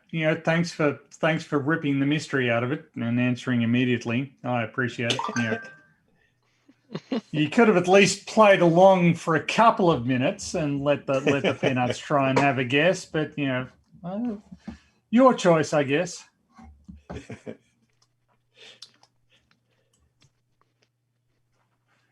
No Name says because 7, 8, 9. I'm going to guess that No Name might be a They Might Be Giants fan if he's going to go with that joke. And if you don't know who They Might Be Giants are, you should definitely go and check them out. They're an American band, quite weird, and but a lot of fun, I think. Anyway, Terry, back to you. What do you want us to do now? I was making a coffee. Going by the questions things, if you did do a bit of a mixture, because you can see what we don't know or what we do know in those type of questions. We've had sciencey questions before, so if you haven't done any of them yet. Perhaps a bit of a mixture. Yeah, that's what I was thinking. Yeah. Okay. Terry, it's easy to understand what I do know than what I don't know. Sorry, the other way around. It's easy to understand what I don't know than what I do know. But what I do know shows exactly what I don't know. So either way you look at it, it's not going to help. No Name says that he loves They Might Be Giants, which indicates that he is a man of rare discretion and discernment, to be respected by all. No man. No, you've done well. You've done well. Friendlier Tony, than a no name for your inaugural quiz section. So that was good, Tony. Thank you. I didn't even think you'd remember. Well, I didn't. And truth be told, most of that was just random historical shit that I vaguely remembered. Yes, it was done on the fly, but I did remember in time to ask the question. So, yeah, good for me. Oh, thank you. Well, if you're applying for the position of the quiz master, well, if that's your resume, you haven't sent me your resume, so I'll just have to go by previous experience. Well, I actually am not applying for the position of quizmaster because I actually think that is Pip's position, I view anybody who is asking questions as only a placeholder. Yeah. Because I really want Pip to come back and ask me questions because I love her accent. Pip, you came second in the quiz. No Name, if I may be so bold, pipped you to the post. sadly, but you did come second, largely because the people in the internal chat had no fucking idea what I was talking about. I'm sorry, I just dropped another F word. Yeah, okay. Pip says she'll be back soon. Excellent. She's a bit busy at the moment. I think the bowls or something still going on or something? There is very little that cheers me up anywhere near as much as the theme music for Pip's YouTube videos. I just love hearing it, and then the sound of her voice reading poetry just really does cheer me up. That just puts me in a good mood. So she's doing a really good job. Tony, have you been following Mr. Sensible's mage experiment he's doing? The mage experiment. Oh, right. Okay. Yep. Vaguely. Only at a distance. Well, he's given us a little update of where he's up to, because the first one there was technical difficulties. Yep. There were technical difficulties. Yep. Yes, I do remember that. Right.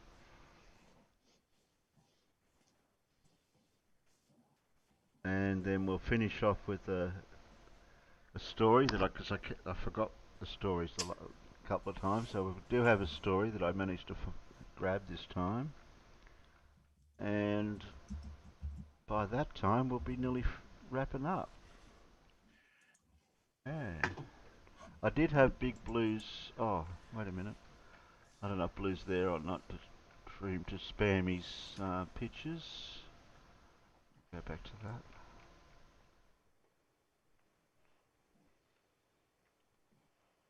Oh, if Blue's not listening, I don't want to show it without him, because I'd rather Blue should explain what we're seeing.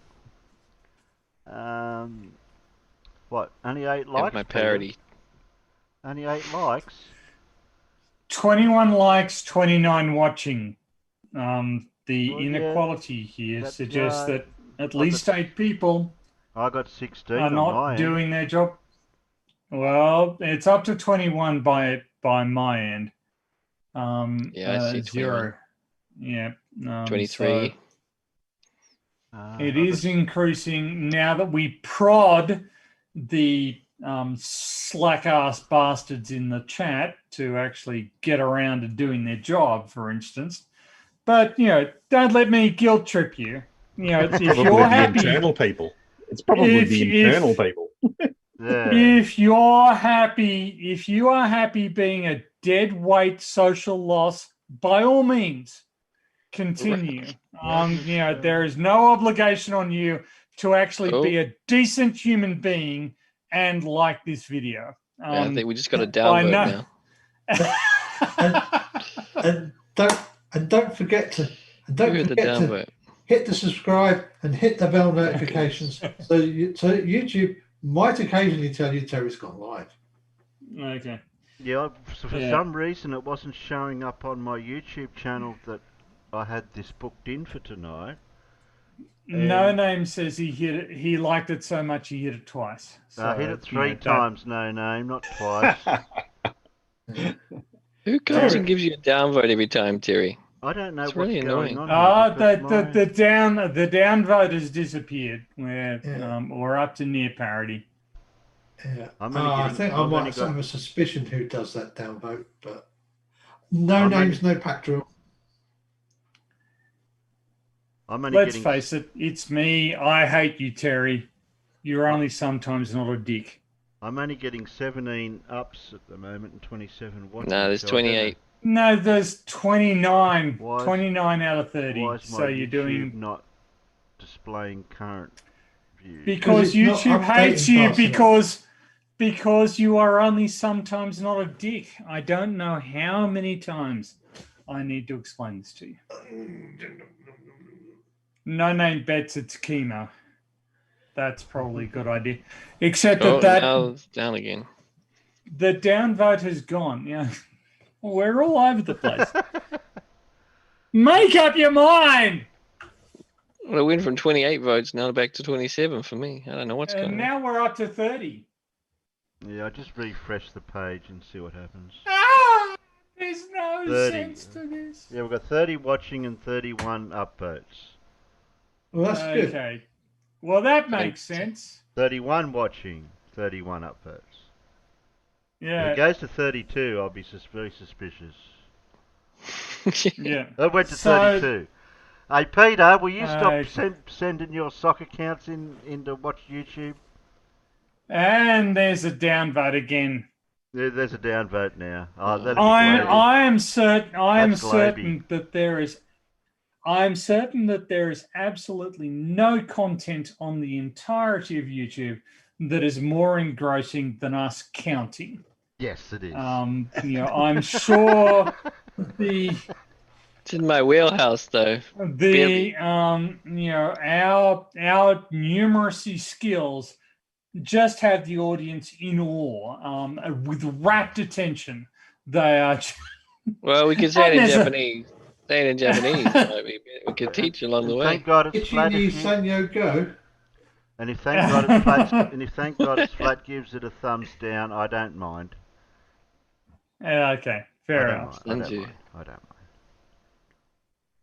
Okay. There's 3 down. I only got. There's naught now. I wish you would make your mind up. Look. Anyway. Yes. Sanjute-san. Okay, what do we got here? My goodness. Sanju-ni-san. Sanju-ichi. Sanju-ichiban. You don't have to say ban because ban means number. Number. It's the 31st. Yep. Yeah, exactly. I know how to say a number in Japanese. Ichi-ni. No, it's bango. That means 1, 2. Yes. Ichi-ni means 1, 2. Okay. I said I knew how to say a number or 2. Interestingly enough, that is the Chinese pronunciation of those 2 numbers. Okay. There is a Japanese pronunciation of those 2 numbers. John wants Blue to give us a wink if you're still awake. Hitotsu futatsu. I don't know where Blue is. Mitsuyotsu tsutsu mitsu. Okay. Nanatsu matsu. Kokonotsu to. Yes, Dora. Gosh, Dora. But they normally use those for counters. Like when you're buying one bread or. There we go. Well, if you don't want to use a counter marker of any sort, then the Japanese counting. But also, if you want to say I am on my own, then you can just say hitori. Yep. Yeah. Kokonotsu. Yep. Because that's exactly how I remember the number 9 in Japanese. Yes, is coconuts. But anyway. Coconuts. Okay. The counters get confused. A pair of coconuts or just one coconut? Like bottles. I've got a lovely pair of coconuts. Yep. John Rapp, that is the Chinese way of counting. We just dismissed that. Anyway. Well, we've got FBI warning. What's going on here? We're going to go into Mr. Sensible's video. Yep. And we'll find out what's happening with Mage. I have a story about Gyoza that I can tell, if you're interested. After the video. You have my parody as well, Terry. Save it for another day, I guess. You want to do that on Fly Day? Well, you watch it. You watch it and see if it's right for the show. Okay.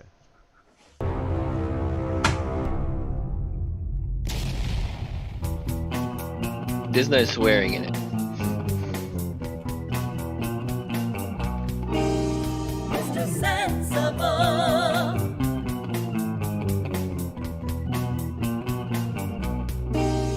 Mr. Sensible. Fighting stupidity.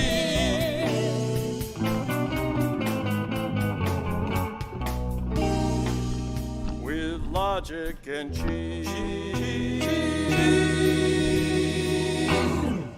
Hello, I thought I'd better give you a quick update on Mage 2. Following the Mage 1 flight, where we had the manufacturing fault in the balloon, which resulted in 1, us not getting anywhere near the height we wanted to get, and 2, the almost total destruction of Mage 2 was born. One thing that has been absolutely amazing throughout this Mage project has been the wonderful support I've received. All the positive comments in the side chat of the streams, the emails I've been sent, the super chats in support, and of course the continuing support of my lovely patrons. I appreciate it. Thank you. One thing that happened that came totally out of the blue, totally unexpected, was the amazing support as well of 3 sponsors of Mage. Mr. Sensible is proud that Mage, the mission above Globe Earth, has been sponsored by Bob the Science Guy and his channel, Common Sense Science. I'm also proud that Mage is sponsored by Arctic Haze and his Climate Anomaly website. Mage is now also kindly sponsored by Just Shoot Me, a Canberra-based rigging service for para and hang gliders, sailplane pilots and skydivers. So as you can see, with all this amazing support, Mage is no longer my project, it's a community project, and I really hope that you all feel involved in it. One person who I could not have carried out Mage with is Q. Big thanks to Q for all his technical assistance, loan of equipment and general help. I really, really appreciate it. Okay, first of all, Mage itself. Mage did get rather damaged at the end of its first flight. It was dragged across a field, dragged through a hedge and then dangled over a roadway before finally, when we managed to free it, it dropped to the ground. We lost a camera which has had to be replaced, and Mage itself was somewhat smashed. Examining Mage, the main payload box seemed to be pretty much intact, but as you can see there's only one last piece of balsa left of the entire framework for holding the reference strings. It's all going to have to be replaced. Here is the double skin lid of Mage, together with the GPS antenna. As you can see, it was broken and will have to be remade. With the lid having to be rebuilt, even its mountings had to be removed and replaced. Everything on Mage was checked and repaired where required. We don't want anything to go wrong this time, with any luck. Now that we've got a third sponsor, Just Shoot Me, in addition to Bob the Science Guy and Arctic Haze, had to find a good place to put Just Shoot Me's logo. Well, where better than on the lid of Mage, by the camera that faces up to the balloon and the rigging for the parachute. Yep, looks good to me, and it fits with the GPS receiver and the upward facing camera. So like the $6 million man, we have the technology, we can rebuild him. Ladies and gentlemen, I present to you Mage 2. Mage 2 looks virtually identical to the original Mage, but it's hard to believe the comeback from the smashed box on the grass verge in the rain that we saw just a couple of weeks ago. But Mage isn't just rebuilt, it's improved. It's got more under the hood. The new camera has a narrower field of view than the old camera that we lost.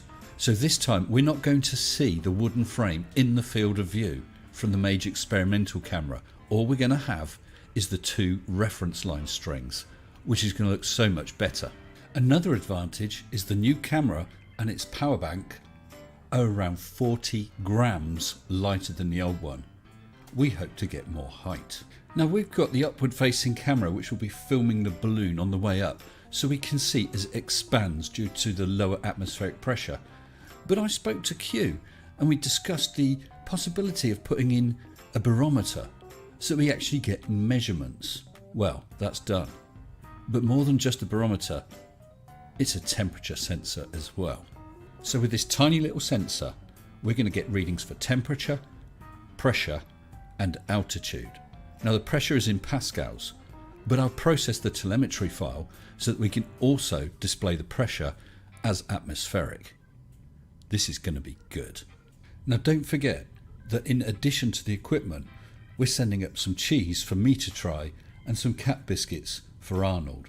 Also, this Mage patch, the last one available to anyone, is going up in Mage, hopefully rather high. If you want to win this patch, you've got to send me an email guessing the eventual height that Mage goes to. There are 3 tie-break questions in case 2 people get the same height. You'll have to have a look at my earlier competition video to find out what they are. Now the very last thing is, when is Mage 2 going to fly? Well, this video is going out on Tuesday 13th of October, which is actually the first day of the launch window, which extends to the 26th of October. However, due to outside commitments, we already know that the 13th is not going to be possible. Q and I are now in daily contact and very closely watching the weather conditions. As soon as we get that opportunity, Mage 2 will fly. Once she has flown, I'll put out an announcement on my community tab and on Twitter, so watch out for that. Directly after this video has shown, I'll be holding a live discussion stream about Mage 2. Please join me. Here's hoping for no winds and clear skies. Go Mage and stay sensible. Shut up and sit down.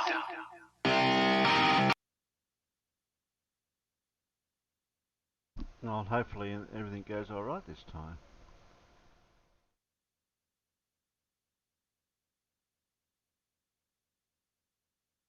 So the balloon was the problem last time.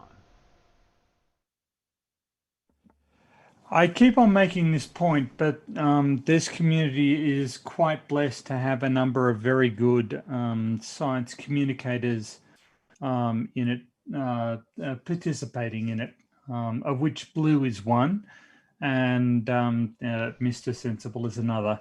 Just really skilled at presenting scientific results in very direct ways. Speaking as a professional scientist, I don't necessarily always communicate scientific concepts as clearly as they might be expressed. So I'm always in awe of people who are able to do that as regularly as Blue and Mr. Sensible are.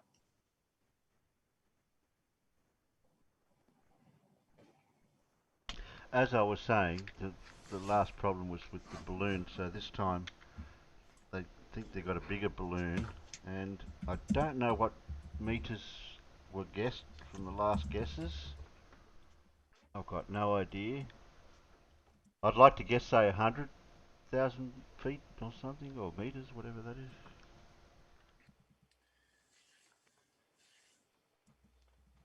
Because the carbon line's 100 kilometres up, isn't it? Yes, it is. Yeah. But it's a fairly arbitrary sort of point. That's just an arbitrary line, yeah. That's more for navigation, for airplanes, really. Isn't it? It's the altitude at which wings can no longer support an aircraft, regardless of the amount of power that's used. Well, I mean, I'm not sure that it precisely corresponds to that.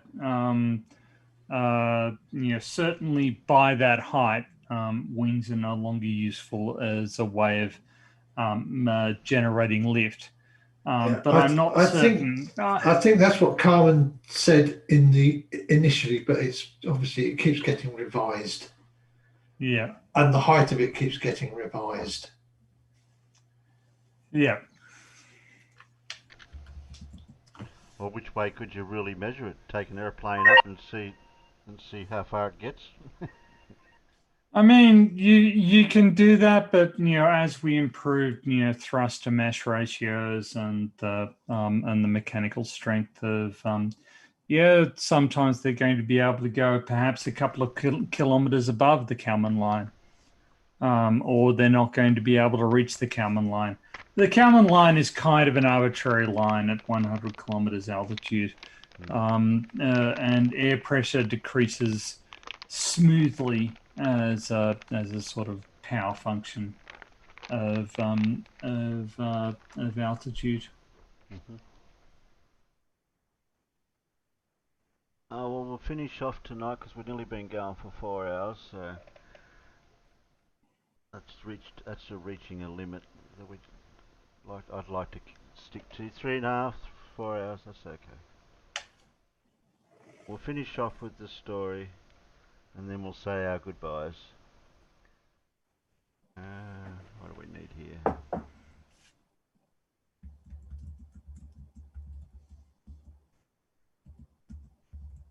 I'll share it in here. Please. There we go.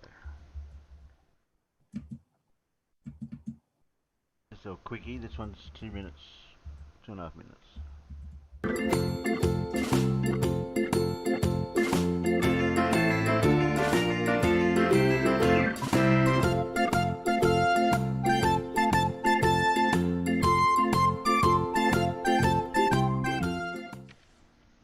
Charisse the niece. She was orphaned quite young, in a mysterious way. Her parents just up and vanished one day. But Charisse muddled through this most odd circumstance through the generous, loving support of her aunt. She stayed for a while with her dear old Aunt Bee, till one day when bug spray wound up in her tea. She was sent way up north to stay with Aunt Flo, who disappeared strangely, right after a snow. She stayed with an aunt and her sweet little dog, who Charisse says she saw roll her up like a log. She was then taken in by Aunt Betty Lou, who liked to bake things, and Charisse liked it too. But she dropped a few hints about wanting to stay with her aunt by the sea, who dropped in the next day. Auntie Rose loved her garden, though Charisse despised it, but together one Wednesday they both fertilised it.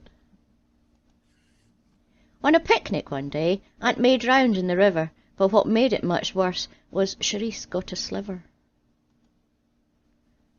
Aunt Annie and Fanny gave Charisse an aquarium. Now the family's discussing just where they should bury them. That winter she went to stay with Aunt Summer. The spring was quite nice, but her fall was a bummer. Aunt Meg painted her in the costume of Cupid, but Charisse made a point that she thought it was stupid. While decking the halls with boughs of holly, the star must have slipped and decked her Aunt Molly. For Charisse it was over. That had been her last chance at a warm, loving family. She was fresh out of aunts.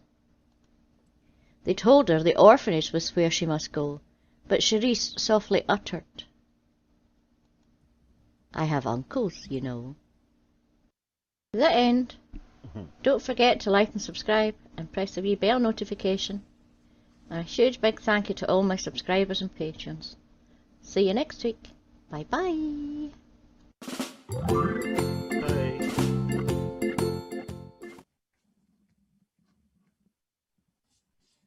Yes, a series of unfortunate events in reverse. Yes. Though I have to say, I don't understand why she kept on ending up with the aunt in that story. There were some details that needed to be filled in. It's only a poem. I wouldn't look into it too much.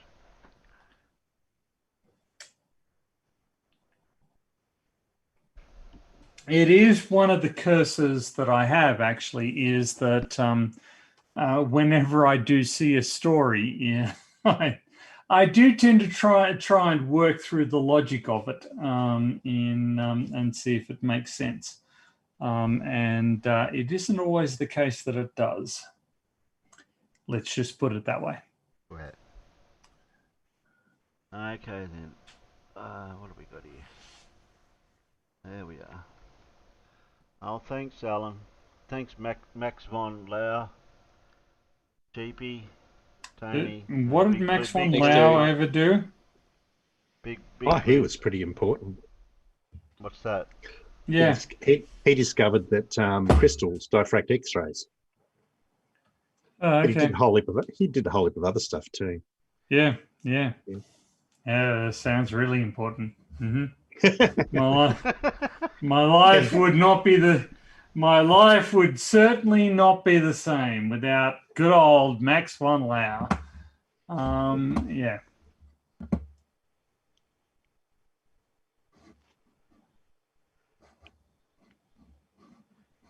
Disturbing silence. Yes. I know. I was going. I was trying to my- emulate Blue, the crystallography, something. I am going to announce that I have a 1,000 subscriber special coming up this Sunday morning Australian time, this Saturday evening European time, and this Saturday afternoon American time. So far, I've confirmed that Microraptor, Fight the Flat Earth, and Team Skeptic are intending to be there at this stage. And I'm hoping to have a couple of the other Beardsmen of the Apocalypse in attendance as well. And Phil Bell, actually. Good. Cool. What time Australian? It'll be 7 a.m. on Sunday morning. Nice and early. Yes, nice and early. Eastern Summer Time.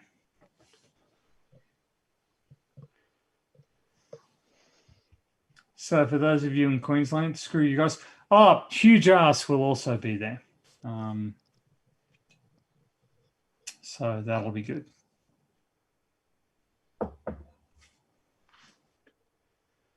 Yeah. You don't all need to sound excited at once. You can just let that hang in awkward silence for as long as it takes for everybody in the peanut gallery to just wander off from boredom and think, wow, that Tony guy can kill a conversation like no other human being on earth. Well, I did congratulate you, and you didn't acknowledge that. Okay. And you still have it. And I'll finish, and I'll get to finish saying the goodbye, so we can finish off here. I refuse to allow you. I refuse. Okay, go ahead. Yeah, but I can fix that. Anyway, as I said, thank you everyone on the panel.